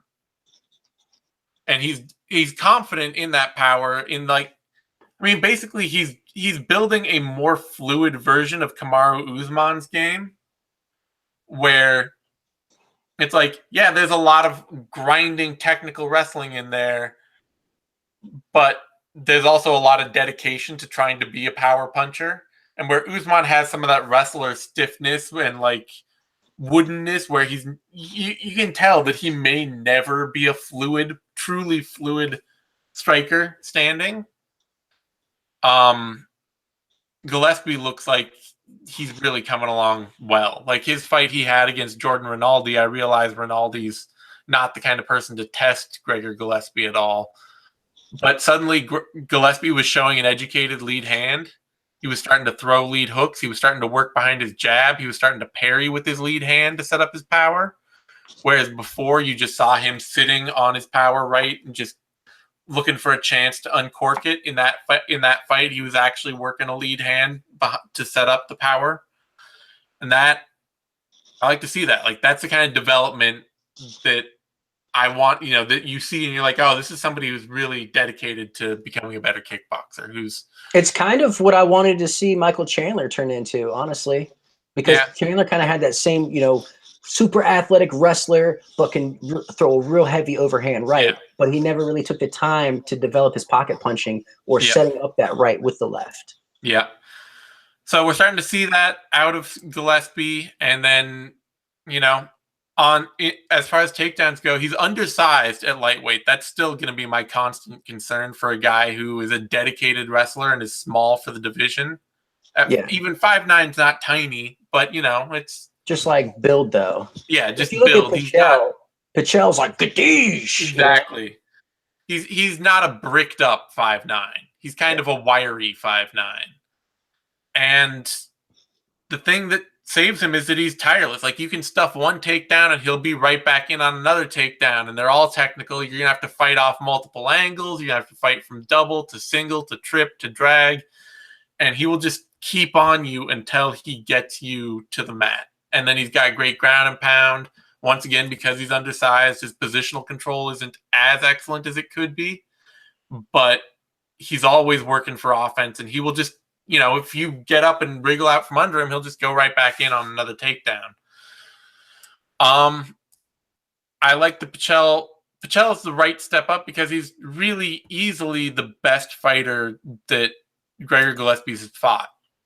Like, Gillespie's look great, but against Glyco Franca, Andrew Holbrook, Jason Gonzalez, and Jordan Rinaldi, all of whom Franca just mostly tired himself because he didn't have the control and he couldn't match Gillespie's pace. But all the others have major flaws in their overall game. Holbrook is really not durable and he's lightweight's answer to Patrick Cummins, where you're just like, every time you get hit, it just looks like shatteringly hard. I don't know what it is. Jason Gonzalez doesn't have any of the wrestling, but they went to war in that fight. And then Rinaldi is just not nearly as athletic as Gregor Gillespie. Really had no chance to keep up. And Pichel is big. He's powerful. He's a decent athlete. Back in the day, before he took that long break due to injuries, he was also a tireless wrestler. We've seen that he wasn't the most technical wrestler. We saw him Rustam Habilov out. Oh man, he suplexed him religiously in that fight. And since he's come back, he's Pichel's really working hard to be a technical counterpuncher. He can be busy going forward, but he also tends to get caught when he's walking forward with his strikes. And he's not a consistent counterpuncher. He can still be caught if you chase him down. Damian Brown had good luck just chasing after him. Joaquim Silva was able to find him with punches, but what we really saw out of that Silva fight was Pichel forcing Silva to lead and let Pichel counterpunch. And even if it's inconsistent, that's clearly what Pichel wants to do. He wants to try and, he knocked Damian Brown out with like a nifty little slip, turn the corner, counter hook. And that's the game he's working on. So there's a chance that if Gillespie comes in wooden or can't get takedowns and is just like, well, I got to go after this guy and throw heat at him. If Pichel can not get hurt too badly, because Pichel's tough, he's a durable fighter. If he can take shots and answer with counters, we know Gillespie can be hit and hurt. We know Jason Gonzalez was able to just stand in and trade with him and clip him. So there are avenues for Pichel to win this fight. If this becomes a stand-up fight, if Gillespie is just going to have to lean on his chin and on his developing boxing game, this could be a very tight contest. I'm going to take Gillespie to work his tireless wrestling game and be able to change things up enough to keep Pichel from being able to time his counters the way he wants, just having to defend, having to, watch out for takedowns, have to worry about more than just a boxing match. But, it's the right next step up for Gregor Gillespie. Yeah, and I mean, I could definitely see Pichel catching Gillespie coming in, being overly aggressive, or maybe even changing levels for a takedown, like unloading an uppercut, because he clearly has shown that he has knockout power with one punch. And he's big, like we were saying. So is the size going to give Gillespie issues with getting this fight to the ground? That's what I'm curious to see. It's always a worry for an undersized wrestler. Like I keep thinking in my heart that Gillespie eventually is going to have to go down to featherweight with his game. Like if you want to be a grinding, controlling a wrestler who's just going to out cardio people, being always the smaller guy is a really tough way to do it, because a lot of people can just kind of lean over and shut you down and make you work way harder than you want to. Yeah. But that's why I like the fact that Gillespie does have this boxing game that he's working on. Like it's really dangerous. It is. And like you said, he's down to bite down on his mouthpiece and just stand in the pocket and throw leather. He's confident that he's going to be able to stand in and hit you harder than you can hit him. And that's the kind of confidence you have to become a better striker. You need to think of yourself as like, I can be unbeatable in here. Yeah, he's just so just aggressive, and just every single moment of the fight, he is tough to deal with. Like he doesn't take any time off. Yep. And like what he did to Andrew Holbrook in 21 seconds, like that was intense. Of course, Holbrook has durability issues, like you were saying, but still, fact remains, like he dropped him and hammer fisted him into oblivion. The Jason Gonzalez fight was definitely a barn burner. I mean, they went all out in that first round. Like that shit was definitely crazy. But I really love how, Gregor gets his takedown, but he won't hang out in full guard or half guard. He consistently finds full mount. Consistently works for that arm triangle. He has what Jimmy Smith calls wrestler's jiu-jitsu. It's always arm triangles. I think the bulk of his submissions have been arm triangles or like rear naked chokes. It's always relying on his superior squeeze and just physicality. And he's not bricked up, but his back is huge. Yeah. Like Gillespie's back, like when he actually gets his squeeze on, you see his muscles all popping out. You're like, Jesus, this dude's back is ridiculous. But I mean, Pichel, he has a puncher's chance here, as far as I'm concerned. It's not like he's going to out wrestle Gillespie here. Like, that's not going to happen. Let's be honest. And I don't even think Pichel at this point, like, he doesn't look anymore like a fighter who even wants to wrestle. Like, the dude, the classic version of him that just used to go in and try to, like, grind and put the guys on the mat as much as possible, he seems to be gone. Oh, like yeah. What we see in the Joaquim Silva and the Damian Brown fight, he bails. He bails on his takedown attempts at the first sign of he's not getting it. He's like, fuck that. Yeah, and he's looking to counterpunch. He's looking to, like, I want, what we saw in the Silva fight, them circling each other for 15 minutes, and that's just Pichel waiting for, like, okay, when are you going to commit to something so that I can work on this counterpunching game I've been tuning up? And Pichel, he really likes to catch people in moments. Like, it's not that he, like, sets anything up, really. It's more that he's just timing his counter and exploding at just the right time. Whereas Gillespie is more, like, in your face the entire time. Yeah. So, like, I don't think he's going to give Pichel the time or space to really set anything up. Like, I think Gillespie is going to push a pace that just really has Pichel reacting the entire time, to the point where Pichel eventually gasses out. Because he did slow down a little bit in that Silva fight there in the third round.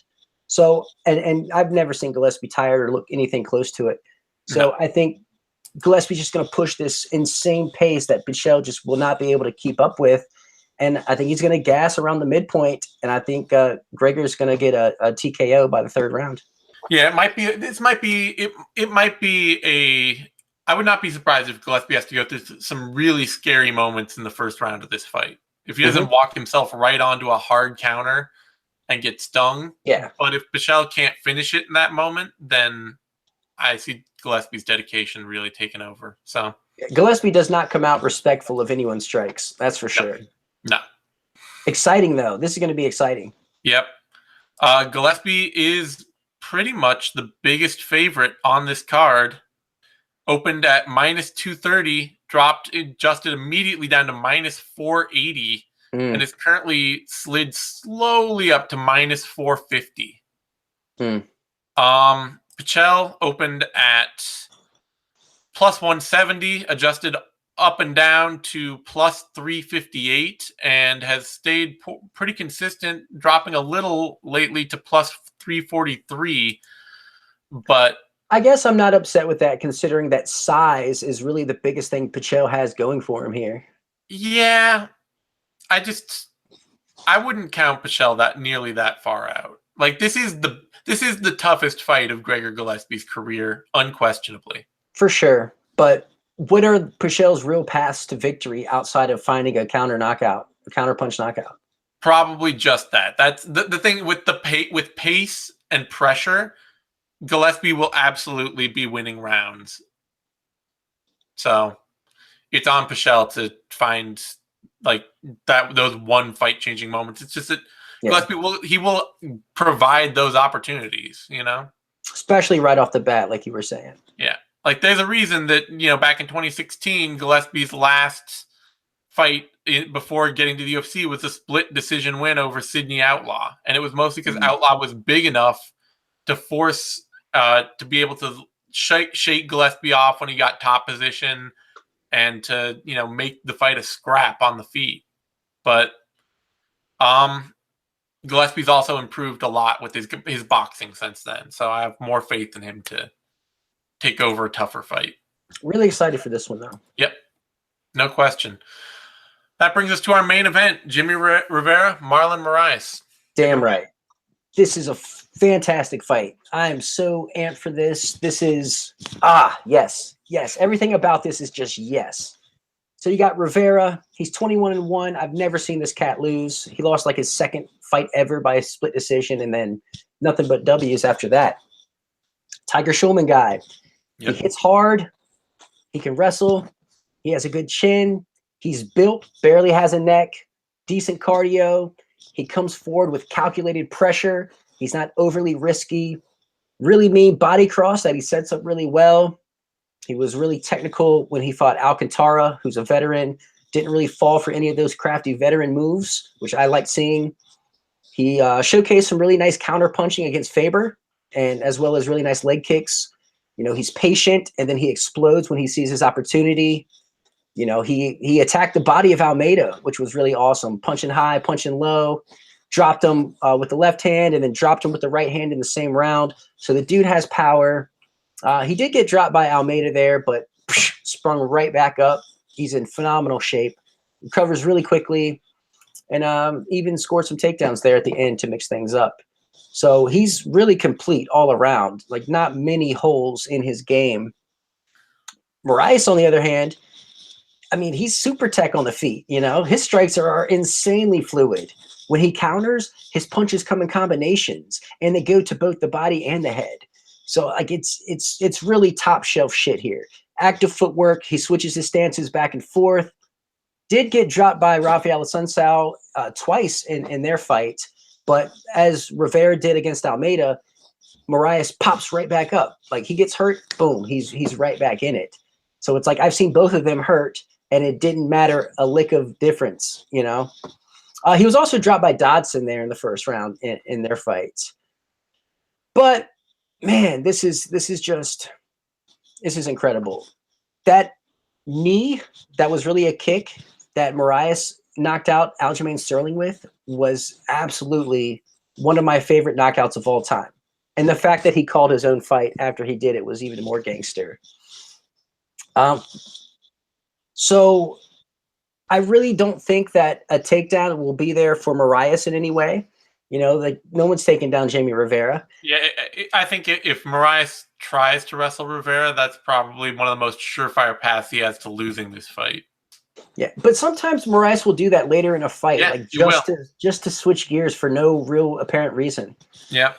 But I think that there's a good possibility that the takedown will be there for Rivera. Not that he can hold down Moraes, but for any substantial time. But he could definitely, that could be the difference maker in a close round.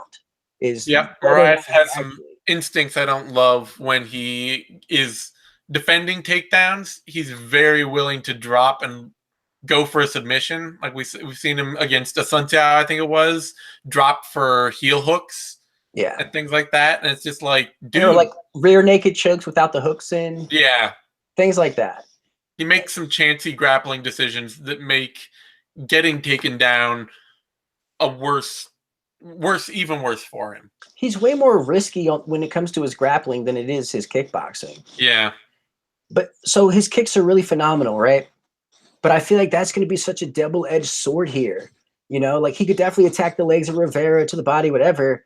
But it's really going to expose him to that lethal right cross of Rivera. Like that's, for whatever reason, I cannot shake that from my mind. You know, Moraes, he's shown that he can be hurt even if he recovers well. I mean, Josh Hill even pieced him up. If you go back, he busted his nose all up the first time they fought. So I think Moraes is going to be flirting with danger whenever he's throwing his kicks. And I think being under Mark Henry, I think he's going to be privy to that. Not saying he won't use his kicks. I just don't think he'll be going to the well that often. And if that's the case, then he's basically going to be out there boxing with Jimmie Rivera, which is going to be fun. I think both guys are going to be landing to the body and the head. I think it's going to be an exciting boxing match with little gloves. I just think that Rivera is the harder puncher here and will probably do more damage over the course of the fight. Now, this could easily come down to who has more in the tank in rounds 4 and 5, because we really don't know about Rivera in deep water. And the last time Moraes went 5 rounds was against Josh Hill. Yeah, last time Rivera has gone 5 rounds, but it was back against Jerry Papazian and Abel Cullum in 2010, 2011. Yeah. And like, I got to assume that the 5 rounds with Jimmie Rivera is going to be a lot more difficult than 5 rounds with Josh Hill. Yep.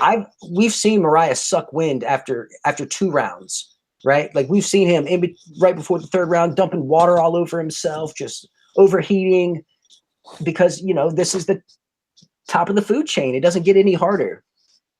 So that's a big question mark. Who will do better in the later rounds? And we really don't even know. There's nothing to really go off of. But I'm just going to have to take the harder puncher here in Rivera. I think he's going to accumulate more damage. I've never really seen Rivera wear damage, like never really bleed substantially, where I've seen Moraes pour from his nose. So I think this is going to be fun and exciting and everything I want it to be and really technical and top shelf.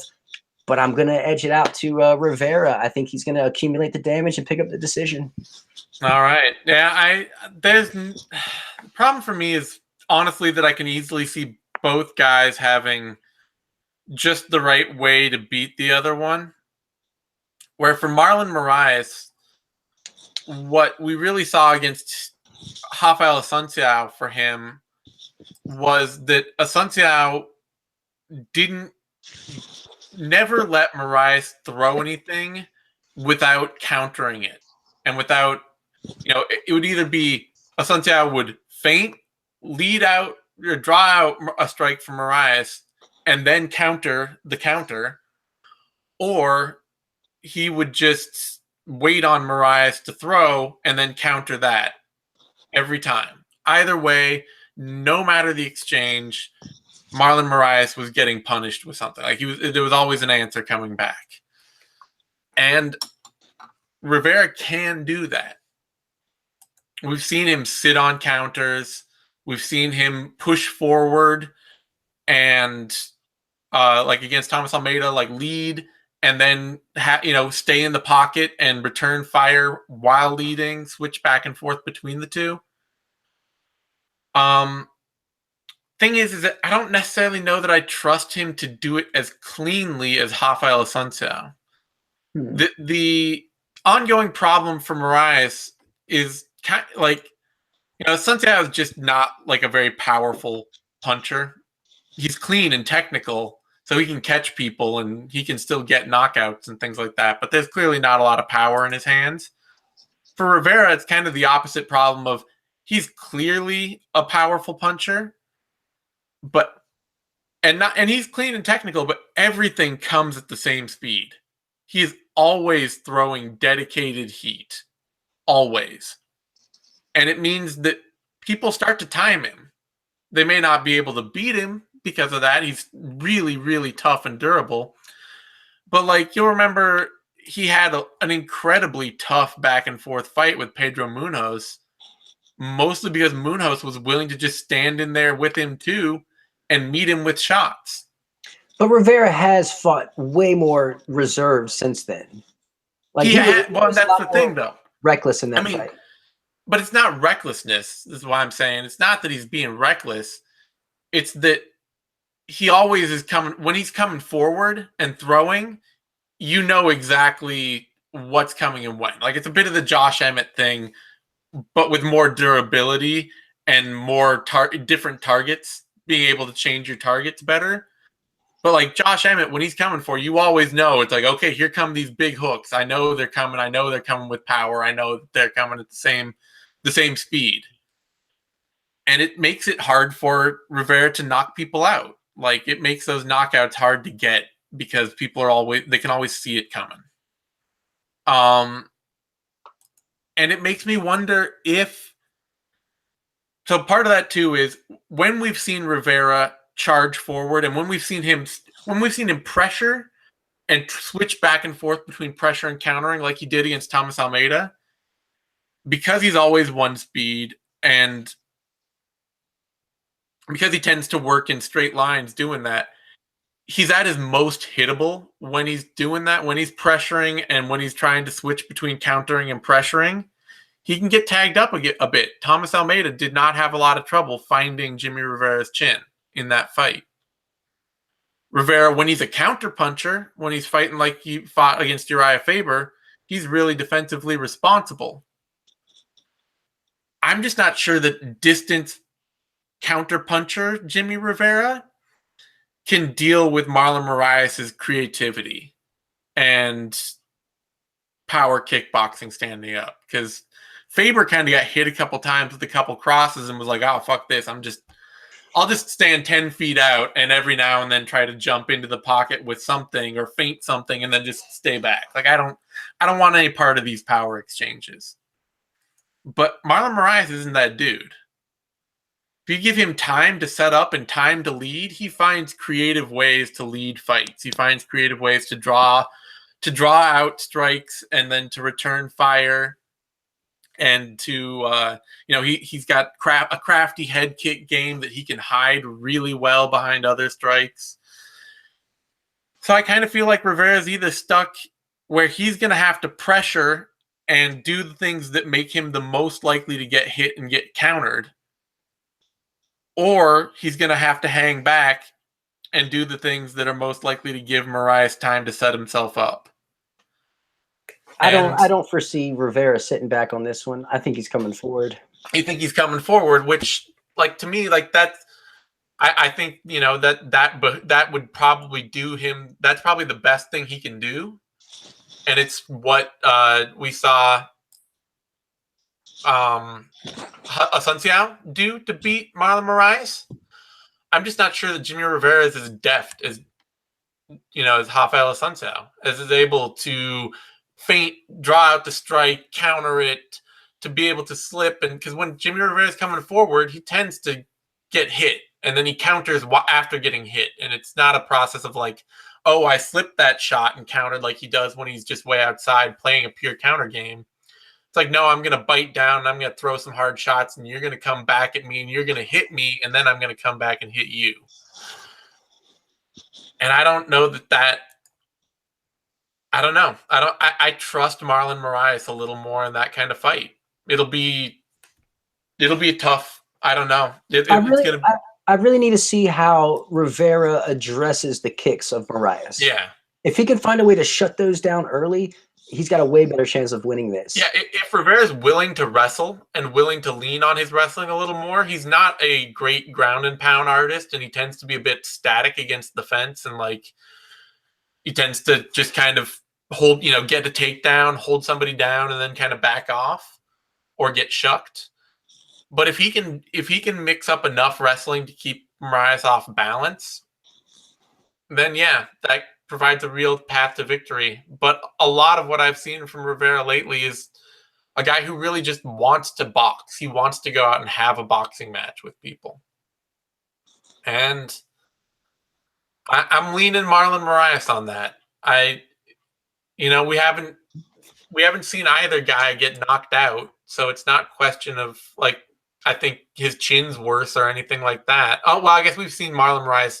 He got knocked out a couple times way in 2008. Well, beyond that, I mean, if you just look at who's been dropped more recently, like Moraes is getting hurt in almost all of his fights. Let's be honest. Like, he's getting hurt a lot. I've seen Rivera dropped one time. Yeah, but I also saw him get hurt against Pedro Munoz, and I feel like he ate some hard shots in that Yuri Alcantara fight too. But he wears them so well. He does. He can take some punishment, and I don't think Moraes can take the same amount of punishment. It could be. It could just be purely a matter of punishment and chin. I don't want this to take a flyer on Marlon Moraes here, just being too crafty, just a little too crafty. Man, I hope this is real sticky and back and forth and just super technical, but still fun, because this is really top shelf. It is. Because, I mean, too, this is like Marlon Moraes is the most athletic, technical striker that Jimmie Rivera has ever fought. No question. Hands down. You go in Thomas Almeida, who's very technical, but not nearly as athletic or powerful. Uriah Faber, who doesn't have the technique. Yuri Alcantara, who doesn't have the technique. Pedro Munoz, who isn't a top shelf athlete. And Marcus Brimage, who doesn't have the technique. And that's Jimmie Rivera's UFC career. Very true. But if you look at who Moraes has fought, you got a Sun Tzu, but outside of that, John Dodson would be the best. And that fight was debatable. Yeah. So this could be we could be splitting hairs here. I'm going with Moraes just because I think he's more creative, essentially, and better able to change speeds and to hide strikes that Rivera won't see coming. But Rivera's a good bully. Moraes has just been way more close to losing a fight recently than has Rivera. And I've never seen Rivera lose. I've seen Moraes lose. I'm biased, of course. I've interviewed Rivera plenty of times, like the dude as a person. I just think Yeah. No, it's all fair. I can easily see either guy losing this fight or winning it. So Yeah, I'm so glad it's happening. Though. I'm really excited. It is, and like I say, I think even if Rivera doesn't fight on his front foot, even if he decides to counter, I don't think we're going to get a bad fight out of this. I can't imagine Marlon Moraes in a bad fight, and I can't imagine Jimmie Rivera. And like if Jimmie Rivera decides to be a pressure fighter for this, then it's going to be fireworks. There's no question. Yeah, I'm just.